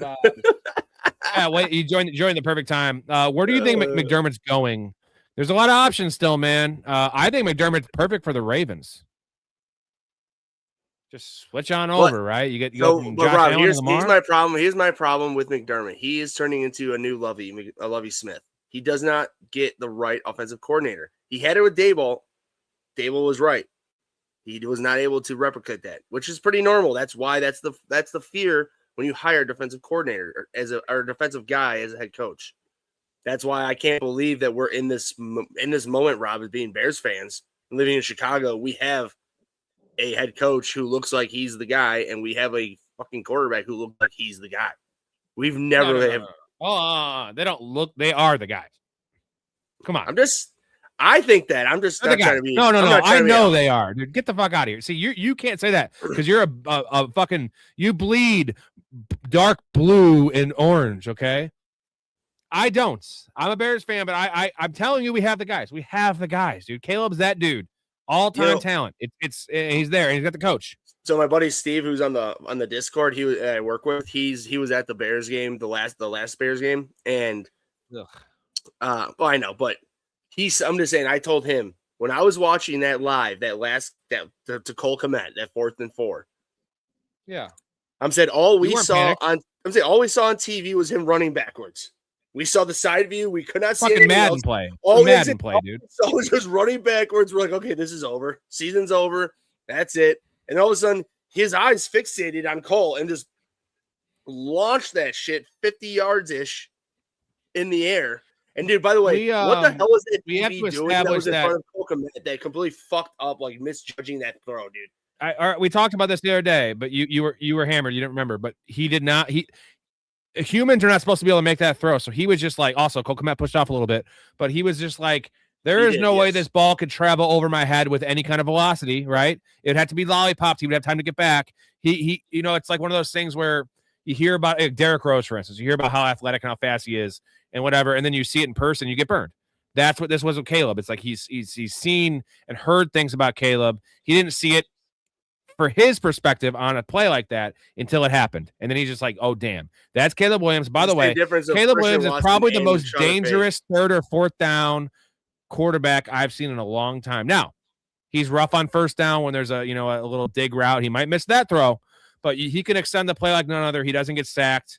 It's Josh Allen shit, right? Josh Allen, you know how, like, the best thing about Josh Allen is it's again, not to make another NBA reference, but there's certain guys that can make the game speed come to them, right? Where, like, you don't have to go full speed. James Harden was very good at this, where he's not ultra fast, but he can set up the defender with his moving slow. Where, like, if Josh Allen or now Caleb are running to the sideline, they run at the perfect speed where they know the guy can't catch them, but he buys them an extra, 3/4 of a second before they go out of bounds.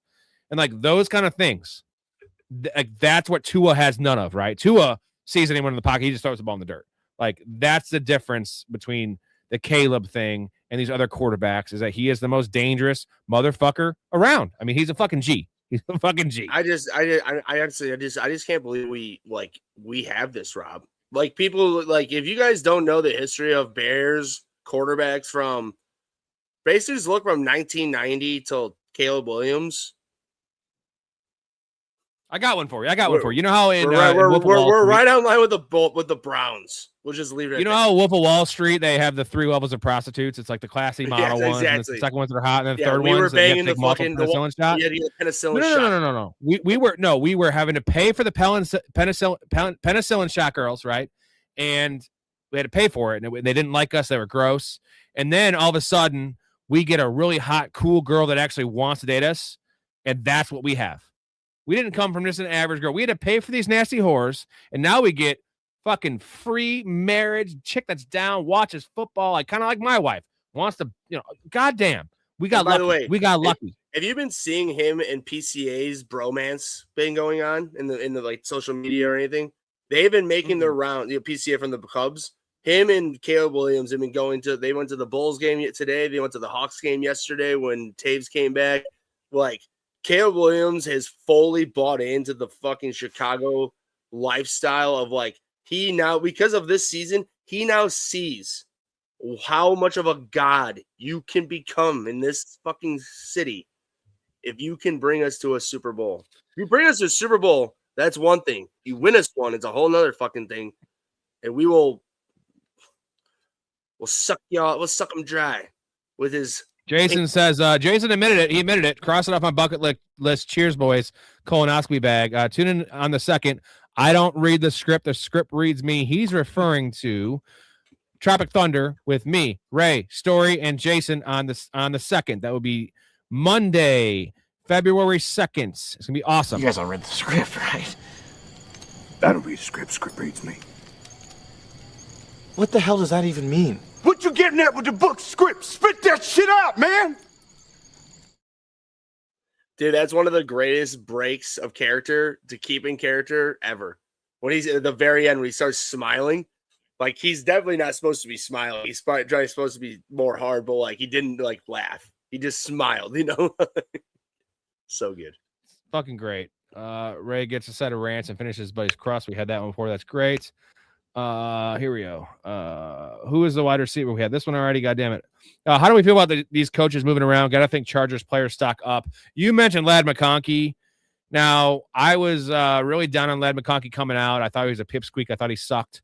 Then his rookie year was unreal, and I kind of ate my words. Similar to my Stroud take. I said Stroud sucked coming out, and then rookie year, maybe eat my words. And now it's all come full circle, but I don't think I can get back on Ladd. Now, this makes me kind of intrigued by Ladd because early ADP, I know a lot of things are going to change, has him in like the early 30s in PPR, which seems like free fucking money. But I also watched, and Storey's been saying this, at Georgia, he disappears way too often. He's not a target earner.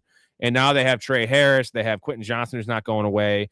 Gatson seems to be a thing. Keenan Allen might not be there, but they have, Marion Hampton's going to demand some targets out of the backfield. And Ladd McConkey's just not that dude. I'm sorry, man. He is just not that dude. He's an awful blocker. So, like, he might not see the field as many snaps as he has been because he just gets manhandled. So, my worry with Ladd McConkey is his stock's going to go up too high because everyone's going to see Mike McDaniel, and he'll go back to being, like, wide receiver 22. I ain't drafting him there. I was debating not drafting him at wide receiver 30. So, I just think he sucks. I think he's just not good. His hands aren't great. I think Ladd McConkey might have got lazy this offseason. He did not look like the same player, Ray. Like, at all. He might have got lazy. He might have pulled a Tony Romo. He very well might have. I mean, I'm not as down on him as you are, but I'm also not gonna. I think, like you said, where he was drafted, like right now for that hire in the 30s for wide receiver. I'm not gonna sit here and say he's gonna go up. I'm not gonna sit here and say he's that low. He goes up. I'm just gonna say he will go to a solid wide receiver too. Trey Harris, dude, he's a bum. I haven't seen shit from him. What the fuck has he done? He's nothing. Oh, Trey Harris flashed, bro. He looked good. He looked really good. Flashed? Yeah. David Terrell flashed, bro. Okay. Just saying. Trey Harris is a good player. Trey Harris is always a project. Trey Harris is a better player than Ladd McConkey. Yeah, you know who loved Trey Harris? Who's that? Your boy. Who's my boy? Your fucking ultimate hatred. Who do you hate more? Oh, Trey Henderson, bro. Oh, yeah. Oh, okay. Well, there you go. You and Counselor see. Trey Harris is a good player. I can tout Trey Harris now because I never told anyone to draft him this year. Trey Harris, go back and watch Trey Harris's limited action this year. He's that dude. Trey Harris is very good. And the problem is I don't know what his pecking order is. I'm telling you, Trey Harris is a better player than Ladd McConkey. He's got better skills. He's more physical. Better ball skills. Yeah. Yep, he is. Yep. Okay. Well, go. You didn't even watch. You don't even know what you're talking about. You didn't watch the film. You need to. I have. Well, you do. Furia says draft day is funny. Has so many memeable moments. It really does. I know the gist of it, but I need to not even revisit. I need to actually watch it because I know like the whole plot and what he trades his draft and then gets him back and all that kind of shit. Weird. Bo Callahan should have went number 1. I know Bo Callahan's the fictional Nebraska quarterback. Is that right? Wisconsin. Okay. Well, we all know no Wisconsin and Nebraska. Yeah. Actually, Russell Wilson did go there, but he was a 3rd-round pick. Seahawks look like a way more serious team than the Rams right now. They do, but here's Brian's comment. We just beat the Rams for the 1 seed 4 weeks ago. But again, Brian, you did beat them, but like, so I'm going to go both ways. The first game, we mentioned this. The first game, the Rams should have lost that game against the Seahawks. They got outplayed. Darnold threw 4 picks. They played bad. The second game, I'm sorry, that was a 14-point victory by the Rams. Their special teams fucked them in the ass. Some bad coaching, some weird wonky plays. That 2-point conversion that Charbonnet just picked up in the end zone. No one even knew the rule. Evenly matched teams that know each other. This is not going to be, I promise you, this is not going to be a 49er situation. That team was so goddamn depleted, and Brock Purdy never had a chance. Matt Stafford will be given a chance. Devontae Adams is healthy-ish for this game. Puka Nacua is the best player on the fucking field. We all know that. Matt Stafford, I trust much more than Sam Darnold. Seahawks have a better team, though. So the way that the Seahawks have been playing, again, the special teams isn't close. They win that. Mm-hmm. I'm just saying 3 phases. They win 2 out of 3. Their defense is better. Their special teams is better. And to be honest, I mean, I want your opinion. What's your opinion coaching? on what about coaching? Well, coaching exists, and then there you go. That's Sean McVay. But either way, quarterback? I know I understand, but we know everybody. We don't need to talk about that because we know it's Stafford. But what is your actual opinion on what I was talking about his finger? You think that's a problem or not? You think, like that guy said earlier, it's just because it's cold out and it's fresh? Or because I still think it's gonna. I'm not gonna say it's bad.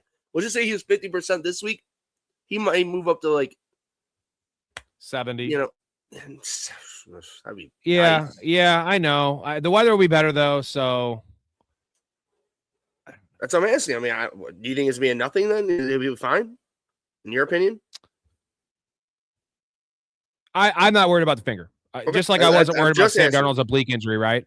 I'm saying like that was like really overblown. Right. Nikki Glazer, that's why Nikki Glazer made the Brady joke. Nikki Glazer would be a really fun fuck because the mouth on that girl. Yeah, you want to fuck it for sure, but like, holy fuck, the things that come out of that girl's mouth. I want to quote Fight Club where it's like, I haven't been fucked like that since grade school.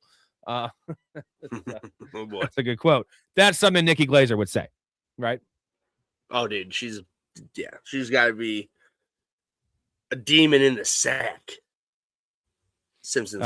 Jason, you bring home a chick from the bar, and she has a weird patch, thick bandage on her left side. You're right. Looking down at it, get the job done.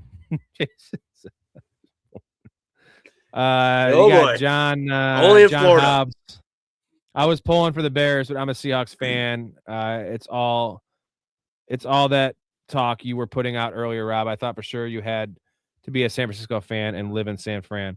Well, he is gay, so yeah. I mean, that's the Well, that's my community. Gay. Okay, my community's in San Fran, but I'm not a San Fran fan. But here, Rob, honestly, like as much as I wanted the Bears to win, they should have won that game. They blew a lot of things that they gave the game away. They would have gotten murdered by Seattle. Bottom line. So maybe not murdered. If they stuck it in and still lost by 2 touchdowns, they would have lost in the end. Like they just didn't have enough of a complete team to compete with Seattle compared to the Rams have a more complete team to compete. So I'm glad at least this is the championship just to be able to see division rivals for the 3rd time and see what happens. Can I just clarify, whenever I make game picks, guys, don't like bet my game picks, okay? Like don't. I am a fantasy football player. Like that is if you want to call me an expert, whatever, like I play more than anyone in the world.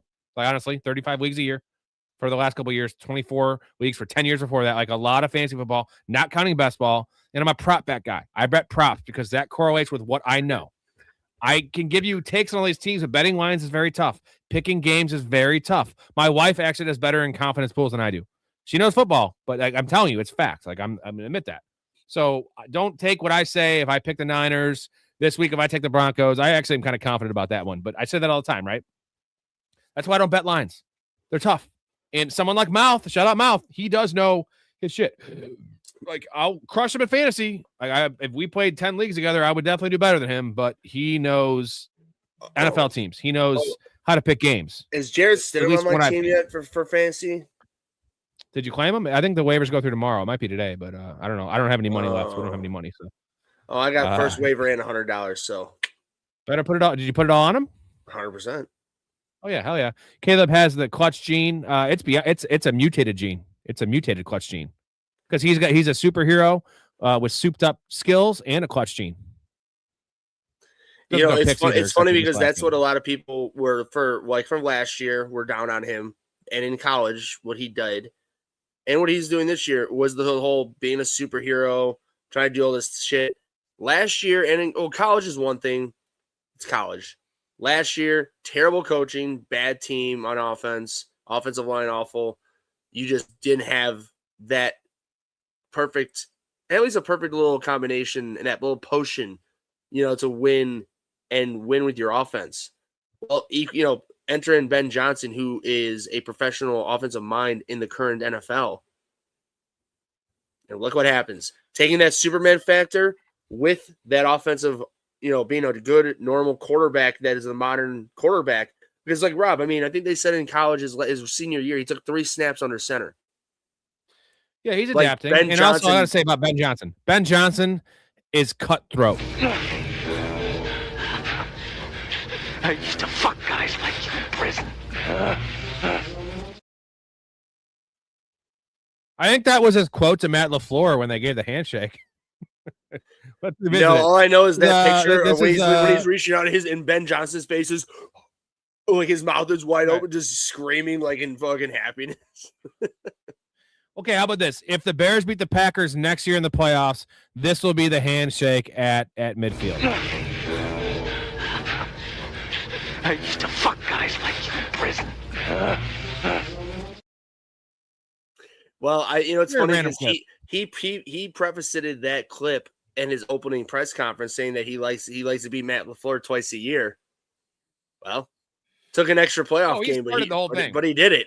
And yeah. Now, like, I think Ben Johnson's going to have the Bears thinking that, like, the Packers are our bitch. They're our bitch now. We will fuck them up. But, like, try to give them that hope. I mean, I'm not going to sit here and say that's going to be the fact. I, of course, am praying to God that is. But, Packers are a good organization. Ben Johnson is that dude, like Draymond Green, Dennis Rodman level dude. Yeah. That you hate him when he's on your team. You hate him. He's very hateable. His mannerisms on the sideline. If he's your coach, he's your coordinator, he's your guy, you love him because he's a no-nonsense dude that talks shit, that hypes his players up, and I'm all for it. I liked him in Detroit even before the Bears had him. I've always loved Ben Johnson. So I'm just glad that like everybody's hope, like everybody who hated the Bears and or just Bears haters that are Bears fans because they're just skeptics like yourself. But I understand it because it's just reasonable because they've sucked for our entire fucking life. I'm not a skeptic. I'm a realist. Story's more of a skeptic than I am. Okay, yeah, I'll give you that. Yeah, he is more of a skeptic. I will agree. I'll agree with that 1,000,000%. But either way, I'm just saying Hobbs. that. Go ahead. Yeah, go on. You're fine. I don't know what happened to Josh. He was a really good quarterback. Someone must be living in his head. It was one bad game, and it wasn't even that bad of a game. Like, he has no weapons. Again, like, let's also against Denver's defense in Denver. I mean, it was the fumbles were inexcusable. A couple of whatever. It was a bad game. The stat they put out at the beginning of the game, the last 6 Josh Allen postseason games, 18 touchdowns, 0 turnovers. Like, so I'm not going to crush the guy for one. It was a bad year all around, honestly, for him. By his standards, but like he was still like in the MVP conversation. That's how good Josh Allen is. So real quick, just to end it with this whole Bills thing, like it makes a lot of sense because I'm with you. We all like everybody watches actual football and knows this shit. We know the writing was on the wall with Sean McDermott, but dude, what a bad reading of the room of the front office, man. That locker room is pissed. Yeah.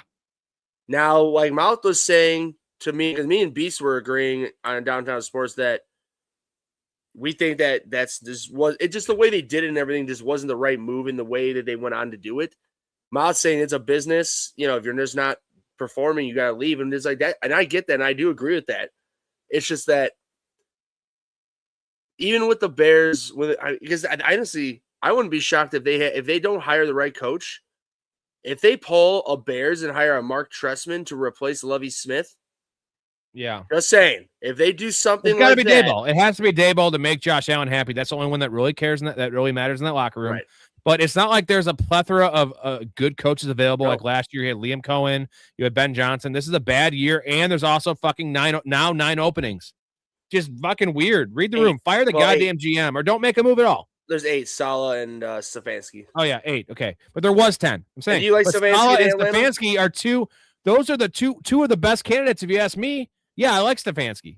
So I'm saying 2 of the best candidates are already off the market, and Harbaugh is off the market. So like, I'm sorry. There were 10. Those are 3 of the top 4. So 7 are open. So there were 3. You're right. Those are probably the best 3 candidates, and they're all gone. So, anyways, we got a couple more comments here. We got 10 minutes left in the show. 3 more supers, and we will extend the show for 20 minutes. If Ray wants to stick around, he can hang out with me. If not, I will finish it for 20 more minutes, answer all your questions. If not, we'll be on tomorrow. The Chaz is coming on tomorrow. We're going to have different guests the rest of the week. Ray will probably be returning. You'll see Mike Storey back. He's done with his volunteer work, where the hell he was doing. Cade McNown was a legend. He was a good lefty quarterback because there's not First many. Off, Dakota, fuck off. No. He's just fucking trolling. He's trolling. Shut no. up. I'm pretty sure. No, Ray, you have a boner for Cade McNown. Hey, let me get up and I'll give you guys the full tour. Oh, honey, careful. Your boner. What do you want me to do? Cut it off? if you real quick, since you Rob, you cracked me open. I hate you. Yeah, I hate you. Fucking Frank in the what's it called? The therapy. No, but you know what, Dakota? You cracked me. You broke me open. Rob, my real like when I really started to watch like the Bears, because I you know what's funny, dude? Like I was a hypocrite because I was hating on kids who were Bears fans who were loving Patrick Mahomes when he was on that awesome run. I did the same shit. I realized when I was younger, I loved the Broncos, and when they won those back-to-back Super Bowls, I loved John Elway, I loved Terrell Davis. Like I loved them so much. I remember that. But then my point is with this whole fucking question is that I remember Eric Kramer, because I watched the Bears, so I didn't love them because they sucked. But I remember watching Eric Kramer, his quarterback, and then who was drafted? Cade McNown. That's when I really remembered things. And that asshole wasted a first-round pick from UCLA. Cade McNown. Big time. Not even close, dude. Rex Grossman won a big game in the Orange Bowl back when he was in college. Dude, Cade McNown didn't do shit like that. And he won an NFC championship game. And an NFC championship game, even bigger. Yeah. Peasy says McConkey is better. Come on. He's talking about better than Trey Harris. Yeah. He's probably safer. I feel like he'll be a pro for a long time. Rob's point is that he's going to pick Trey Harris, and he's not wrong. I'll probably do the same thing. Is that I'll target Trey Harris in a later round. You're talking about value wise. Correct. Yes. I think Trey Harris could become a number one in the NFL. I promise you, Ladd McConkey will never be a number one in the NFL. He's too small. He doesn't have the skill set. He's not a target earner. So what happened to Cooper Kupp in his day? Cooper Kupp is a monster. He's 6'2", 220, bro. Ladd McConkey is like 5'11", 190, dude.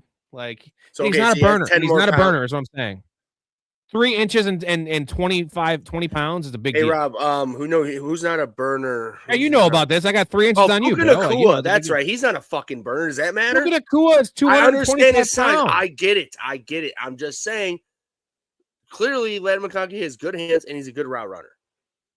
That goes a long way. Yeah, I'm just more. The more I understand that is coming to light for me, your head, his value will not be there. Last year was a fluke, dude. Last year he was the only guy there, and it was necessary. Now the nice thing is he is tied to Justin Herbert, right? He is tied to. But here's the thing: his skill set and Justin Herbert's skill set don't really match. Justin Herbert is definitely better throwing outside the numbers, right? And Ladd McConkey cannot line up outside. You agree with me on that one? Yes.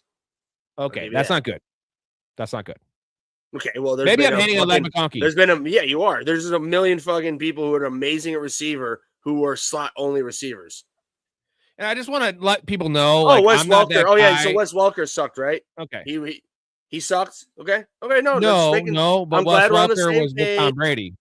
I just want to let people know that I'm not one of those people that, like, if a guy screws me over, I give up on them. Just so you know, I had zero shares of Ladd McConkey this year. I drafted him in 0 leagues out of 35.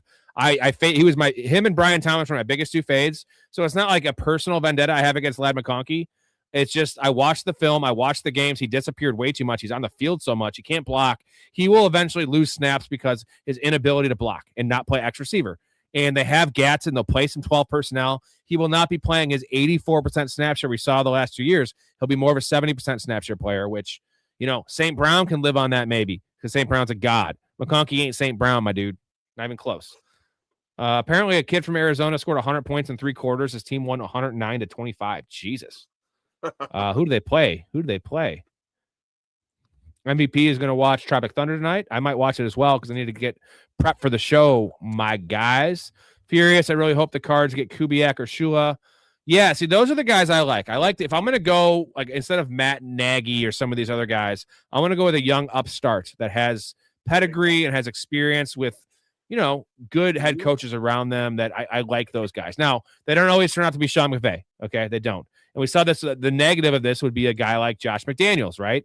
Not a good head coach. And Josh McDaniels is clearly a good offensive coordinator. We've seen it in how many stops. He's been great. Not a good head coach. Now, that's the problem with Kubiak and Shula, but you got to take your shot because hiring Mike McCarthy, for instance, that might make sense for the Bills because, like, they need a professional in there. But for a team like the Cardinals or a team like the Titans, Titans already hired them. But yeah, they need a guy that has some upside. And if it doesn't work, it doesn't work. You're gonna be a bottom 3 team anyway. What does it fucking matter? Yeah, Give me a guy that can build something. See, Rob, that's on 1,000,000% on board with you because that's when the Bears hired John Fox over fucking Bruce Arians. Oh no, I'm sorry, that was sorry everybody. Even worse, Mark Trestman over Bruce Arians. But then John Fox was hired, and it's like you didn't interview anybody else because there was some outside consultant that told us to hire him. Basically, everybody. Rob knows I'm all into politics and this and that. But if you don't realize, sports are just a big different political arena. It's not what you know; it's who you know. That's why people like Matt Eberflus, he's still going to have a job. He may not be a defensive coordinator. He'll be a linebacker. He's a linebacker. He'll be a linebackers coach somewhere. He shouldn't be in the NFL. He's awful. He will be. Aiden, real quick. Tom Brady ready to unretire for the Broncos. Real quick. You also say Rams are better, Bears suck. Let me just break this down a couple ways for you. I don't know if you know ball, but Tom Brady is actually incapable of playing this year because he's a part owner of the Raiders. It's impossible. It's more impossible than them getting Phillip Rivers, who is on the roster of the Colts still. You can't possibly happen. Move the parts in the a week? No, a couple days? You can't legally. So Tom Brady's going to sell his stock of the team in return. No, Rob, he can technically sell that's a dumb statement. But he can sell his shares right now. But I'm saying league official legalness, that would be like weeks and months probably. So like for him to come back in a couple days, no, it ain't happening. And yes, the Rams are better than the Bears. That is fact. The Bears don't suck because we just were one play away from and we were not even supposed to be here. I'm not even supposed to be here today. So like I get it. Okay, you want to be emotional or try to get to us. That's cool. They don't suck, first of all. I don't even care too much about the Bears. They don't suck. The Rams are better. They also have a 38-year-old quarterback who's a Hall of Famer. They have to win now. Sean McVay, all-time coach. I was about to say, but the Brady comments is not great. But no, Rob, you're not wrong about that though. Like we were talking about on downtown sports too. This seems like it's it, man. If Stafford's gonna win his second ring, this is it. Because there's so many quarterbacks that are out, so many big teams that are out, a lot of injuries. It's just a very it's a big parody right now. You just don't know. No, go get Cam Newton. Cam Newton can't play for one. He would be wearing a nightgown. Cam Newton's been done for 5 years, and also let's just. Jarrett Stidham is handpicked by Sean Payton. He knows the offense. Like, you don't panic. Jarrett Stidham's fine. He's better than anything you're going to get in the free agent wire. Also, you're talking about bringing another guy 5 days before the game. What are we talking about? Cam Newton? Dude. More importantly, Sean Payton would have done this. Okay? Sean Payton is smarter than any of us, all of us, anybody watching us combined. Sean Payton is smarter at football than all of us combined. I don't care. Looks like an old lady, but yes, he is smarter. Just saying he is, and it's like in bottom line, if he thought Jarrett Stidham couldn't get the job done, he would have pulled the trigger right away because this is it. It's as they say. What's the saying in Waterboy?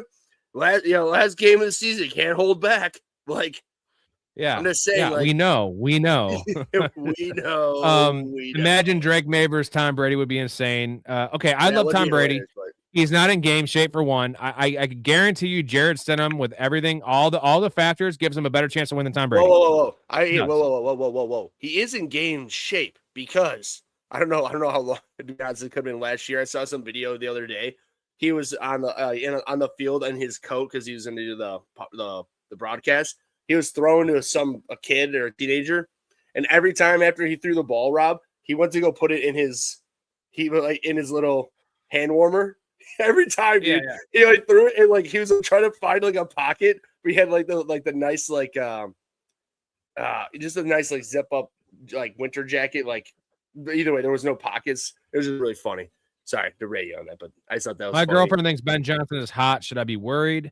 No, you ain't. She ain't. He seems like a good guy, but he would probably he would definitely fuck a girlfriend, man. We all would. I mean, I don't know Colby, but maybe Ray wouldn't. Ray's a pretty nice guy. I don't know about. Well, no, it's your girlfriend ain't gonna fuck her, but Ben Johnson will take your girlfriend and marry her. Ray's a very loyal guy. I am too. I would never fuck anyone's girlfriend or wife. I've never done that before. MVP Josh Allen as on a team like the Eagles would be scary. If Josh Allen was on the Eagles, they would win the Super Bowl every single year with that roster. He had offensive weapons with a run game and offensive line. Offensive line, yeah, in a great defense.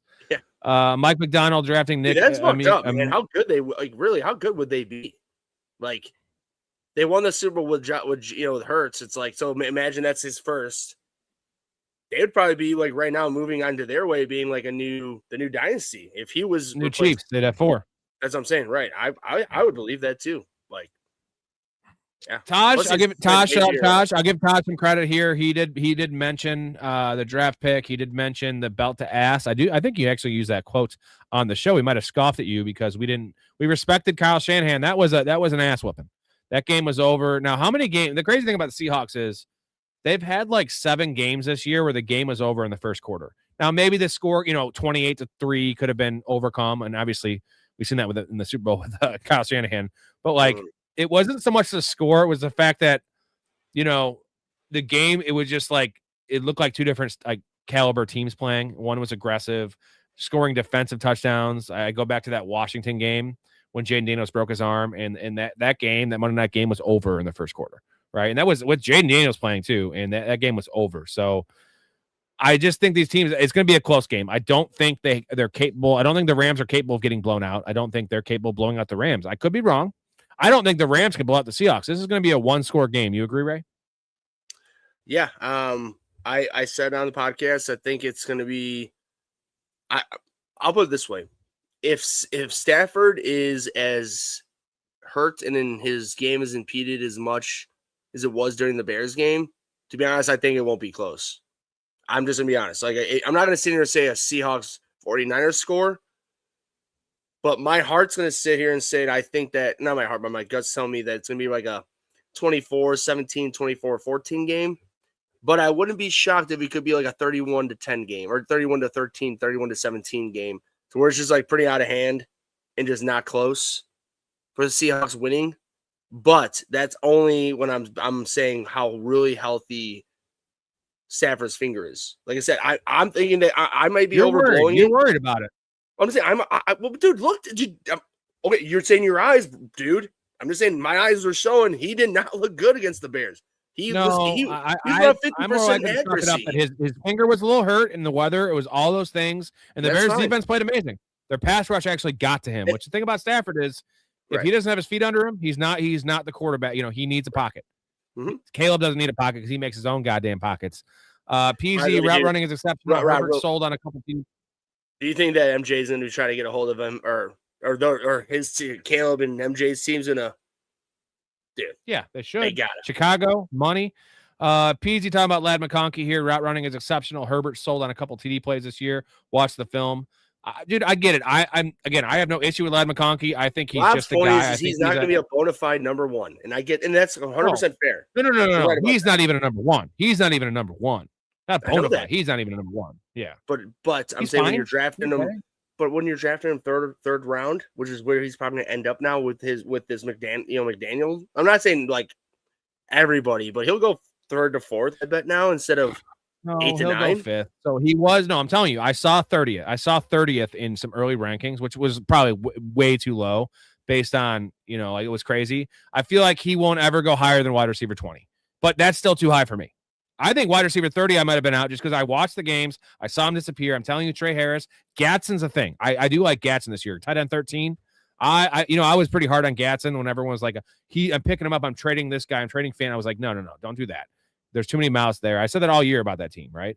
I like Gadsden going forward because he is a super athletic tight end with pedigree, like what I saw from Rondé Gadsden this year. I guess, Rob, the only thing I have an issue with what your take, and I'm not saying it's a bad one because I'm not, because you're like, proof's in the pudding. It's just that you're saying he killed it when he was the first year. He had nobody. I mean, theoretically speaking, to be honest with you, I don't think any of the weapons around him right now are that good. Gadsden, that's fine. The rest of his receivers, I'm not sold on. Dude, Quentin Johnson needs to go. Like, he's just he couldn't beat out those guys for target share this year. That's not good. He was hurt too. Who? McFadden. I don't have a fan, but Ladd. Was he not hurt? I'm not saying I'm not missing games. Broken heart. Hampered. Everyone's hurt. No, I don't know. I'm not trying to say I'm the wide receiver whisperer, and I could always just toss out my good calls, Michael Wilson, and but I don't know. I don't like what I see. I don't like what I see. Fine. He's not number That's one. fine. I'm out on Ladd McConkey. If I had him in Dynasty, I'd trade him right now. Now, you might think that's blasphemy because the stock's pretty low. It can go lower, my dude, and it will go lower. Trey Harris, better receiver. Heard it here first. Dakota says that was Dan Fouts in the Waterboy thing. I love the announcers there. What is the quote again? You leave everything on the field. Hey, last game of the season, can't hold back. We know. Yeah, we know. God, dude, Rivers should have never been there in the first place, guys. Riley Leonard should have started those games. Now, I think one of the deciding factors was Riley Leonard was dealing with a knee injury. So that's why they brought in Phillip Rivers. They were to win or go home like those next 2 weeks. But Riley Leonard's good. I like Riley Leonard. He is a big arm. I loved him in Notre Dame. What a good pick by the Colts, by the way. I think Riley Leonard would have gone. If Riley Leonard was in this draft class this year, I know he was in a bad draft class last year. I don't know why he got overlooked because he has the winning pedigree. He's super mobile. He's got a big arm. More of a project. I get that. But I think he would have been the third quarterback taken in this draft. So I like him as a backup. They have a nice little feather in their cap with that, dude. Colby says Darnold will choke. The thing is, the Seahawks are so good that Darnold could play a C+ kind of game. And we saw it the first time they played. 4 picks, and they lost by 3 points. So I don't think Darnold's good, man. Darnold gets so much hate. I like Darnold. To be honest, I think this is the time he's going to tell everybody shut the fuck up. Is Keenan Allen back this year? I would say no. I think that was it. He definitely slowed down. He's fine. They just also he kind of hampers Ladd McConkey. They play the same position, and they have Trey Harris. They have Gatson. They have dudes that they like. Who's the one dude they had that has it? Who's the hyphenated guy that has a long hair? Black dude. He did really good preseason. They kind of like him. I can't think of his name, but they kind of like him. This is a good one from Colby. I only take Ladd in leagues that give bonuses for white receivers. Ah. Too bad Yahoo don't offer that. No. I liked Riley Leonard at Duke and hated him when he went to Notre Dame. He was good at both spots. I know we all hate Notre Dame. We all hate. Wonder why everybody hates fucking Notre Dame. I don't, but I don't like. I like the player though. I like the player. I think he's the perfect backup. If we didn't have a nice backup there in Chicago, I would like him as our backup because he can back up a pocket guy. He can back up. I would love for scrambler. anybody to know who our backup is. Nobody right now has any idea who's watching, which is fair because no one knows anything about the Bears. Well, somebody will know. They'll entertain me. By just Google. All right, we're caught up on questions here, boys. We'll answer a few more. Ray's got to get out of here. He's got to work in the morning. Tomorrow's show is 10 p.m. Central. That's with the Chaz. He'll break down his awesome goddamn fantasy postseason team he has in our league, which he has like 6 or 7 Patriots. Which see, this is where you need to bring me on with that for a little while, so I can just tell him how he's going to lose to me when my Jared Stidhams takes out his Patriots. Yeah, the only way he doesn't win the league is if the Patriots lose and those guys all have bad games. If it's like a higher scoring game, I think he wins either way because he has all those Patriots players. He's got a big lead already. Colby, good call. Leonard went off. He did go off against the Texans. I'm saying I'll have Stidham, Walker, Shaheed, and Seattle's D. Yeah, that is nice. You had a nice comeback from where you were at. There you go. Dakota knows. Dakota knows. There you go, baby. Shepherd's finest. He's got an arm sleeve too. He's got an arm sleeve, which is automatic. You know what sucks? That Carson Beck has tattoos. That dude's not cool enough for tattoos, bro. No, like he needs to have like mom. No, his dad isn't an arm wrestling champion like Agent Bajan's dad. Hey, my dad was also an arm wrestling champion. We have that in common. Both hands, by the way. Shout out, Dad. My dad. He watches every stream. Oh. Yeah, that's a monster, dude. Shout out, Mr. Simmons. I could almost take him now. I think he's 185 pounds. I'm 250. He's 67 and I'm 37. I could almost take him. We'll see. I don't in a fist fight. I think he's going to take me down. If it's a wrestling match, I have a lot of weight to throw around. I should be able to whoop his ass. He's 30 years older than me, and why aren't you having me wrestle him? Sal Bandini, want to wrestle? That'd be a good match. You know, I mean, you have 140 pounds on the That's what I just said there. Please, God. What is that? No, what is that? Ready to Rumble. Oh yeah, actually, I saw that in the theater with my dad, but it's been a long ass time. You saw that in the theater with your dad? 2000, yeah. Me and my dad and my brother. I'm pretty confident. Well, you just said he fucking wrestles. That makes sense. It's a wrestling comedy movie. That makes sense. Oh, he didn't. He arm wrestled. No, I know, but whatever. Well, you said It's wrestling. all wrestling, right? Wait, when you said wrestling, does that mean arm wrestling or wrestling? Oh, he was an arm wrestling champ, but I was saying I would never arm wrestle him. He would destroy. I'll arm wrestle him. He'll tear my arm off, but I'll still do it. Yeah, that's why I won't do it. Simple Jack, the story of a mentally impaired farmhand who can talk to animals, was a box office disaster that many critics called one of the worst movies of all time. Got a good brain. I think you've got a fine brain, Jack. You make me happy. But now the question is, can Speed... I want to know how many times that him and his wife had to do that particular shot. Like, not even the whole time that those two shots. How many times they had to redo it because she couldn't hold herself back from laughing that he was literally just doing what he was doing. I can't drink beer when I see that. Not that he's saying, but when he does the whole like smiling, I can't even drink beer. I just like spit it up. All right, that was a great show. Right, thank you. Everyone in the chat, appreciate you guys. If you want to support the show more, we'd appreciate it. ProfessionalFanatics.com. Get access to the Discord. Get you in the Discord. Get access to my bets, boys.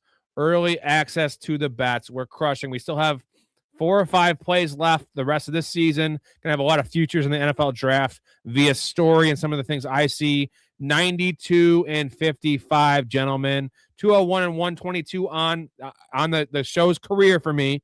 That's making some big old cash. I like the little wave you added in there. I added a wave? Have you always had your all-time score there? No, I just added that in there because I added it up. I compared it. I was looking at the little wave.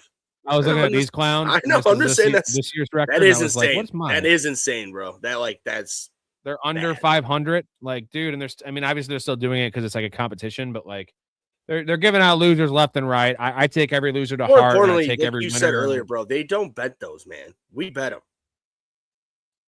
You know, you like you're betting that you're putting your money where your mouth is. You know what I mean? Like where your mouth. Yeah, I'm putting my rent money and my food money and everything to try to make more rent and food money. That makes sense. It could go really bad, but it hasn't yet. And, you know, maybe next year I don't think I'll ever have a losing season. I think that the fantasy knowledge is too ingrained, and that's what prop bets are. For me, a losing season would be 500. That because the juice. That would be a big losing season. Even weeks that when I go like 4-3, I feel like it's a losing week. I want to go 5-2 every week, bro. I want to go 6-1. That's the bar. That's the bar I keep at, and I want to keep on making you all money. So appreciate all you guys. ProfessionalFanatics.com. Hop in the community, support your boys. Then maybe, you know, keep on supporting. Maybe I can once soon enough afford to pay Ray a little bit of cash. I did buy you Applebee's, but that's not really a payment. I mean, although you will take food. Ray will take food. That's one thing he will take. Which I appreciate. Always appreciate it, man. All right. You guys are awesome. Love you guys. Love your life. Stay positive. Respect each other. We're out of here tomorrow night, 10 p.m. with the Chaz. Yeah, my wife. Yeah, my wife is my cousin or whatever, but it's not like what you think. You just seem like a good dude. I thought I'd see if you wanted to grab a beer, that's all. I'm glad you called. We get home safe, Pistol. You got it, Jobin. I'm sorry, what? Nothing. Oh, what'd you say? I don't know. You nicknamed me Pistol, and I just called you Jobin. It means nothing. I'm drunk. I'm gonna call a cab. All right, man. You have my number, yeah? I got you stored in my iPhone. All right. If you need me, call, okay? Oh, man, I'm golden.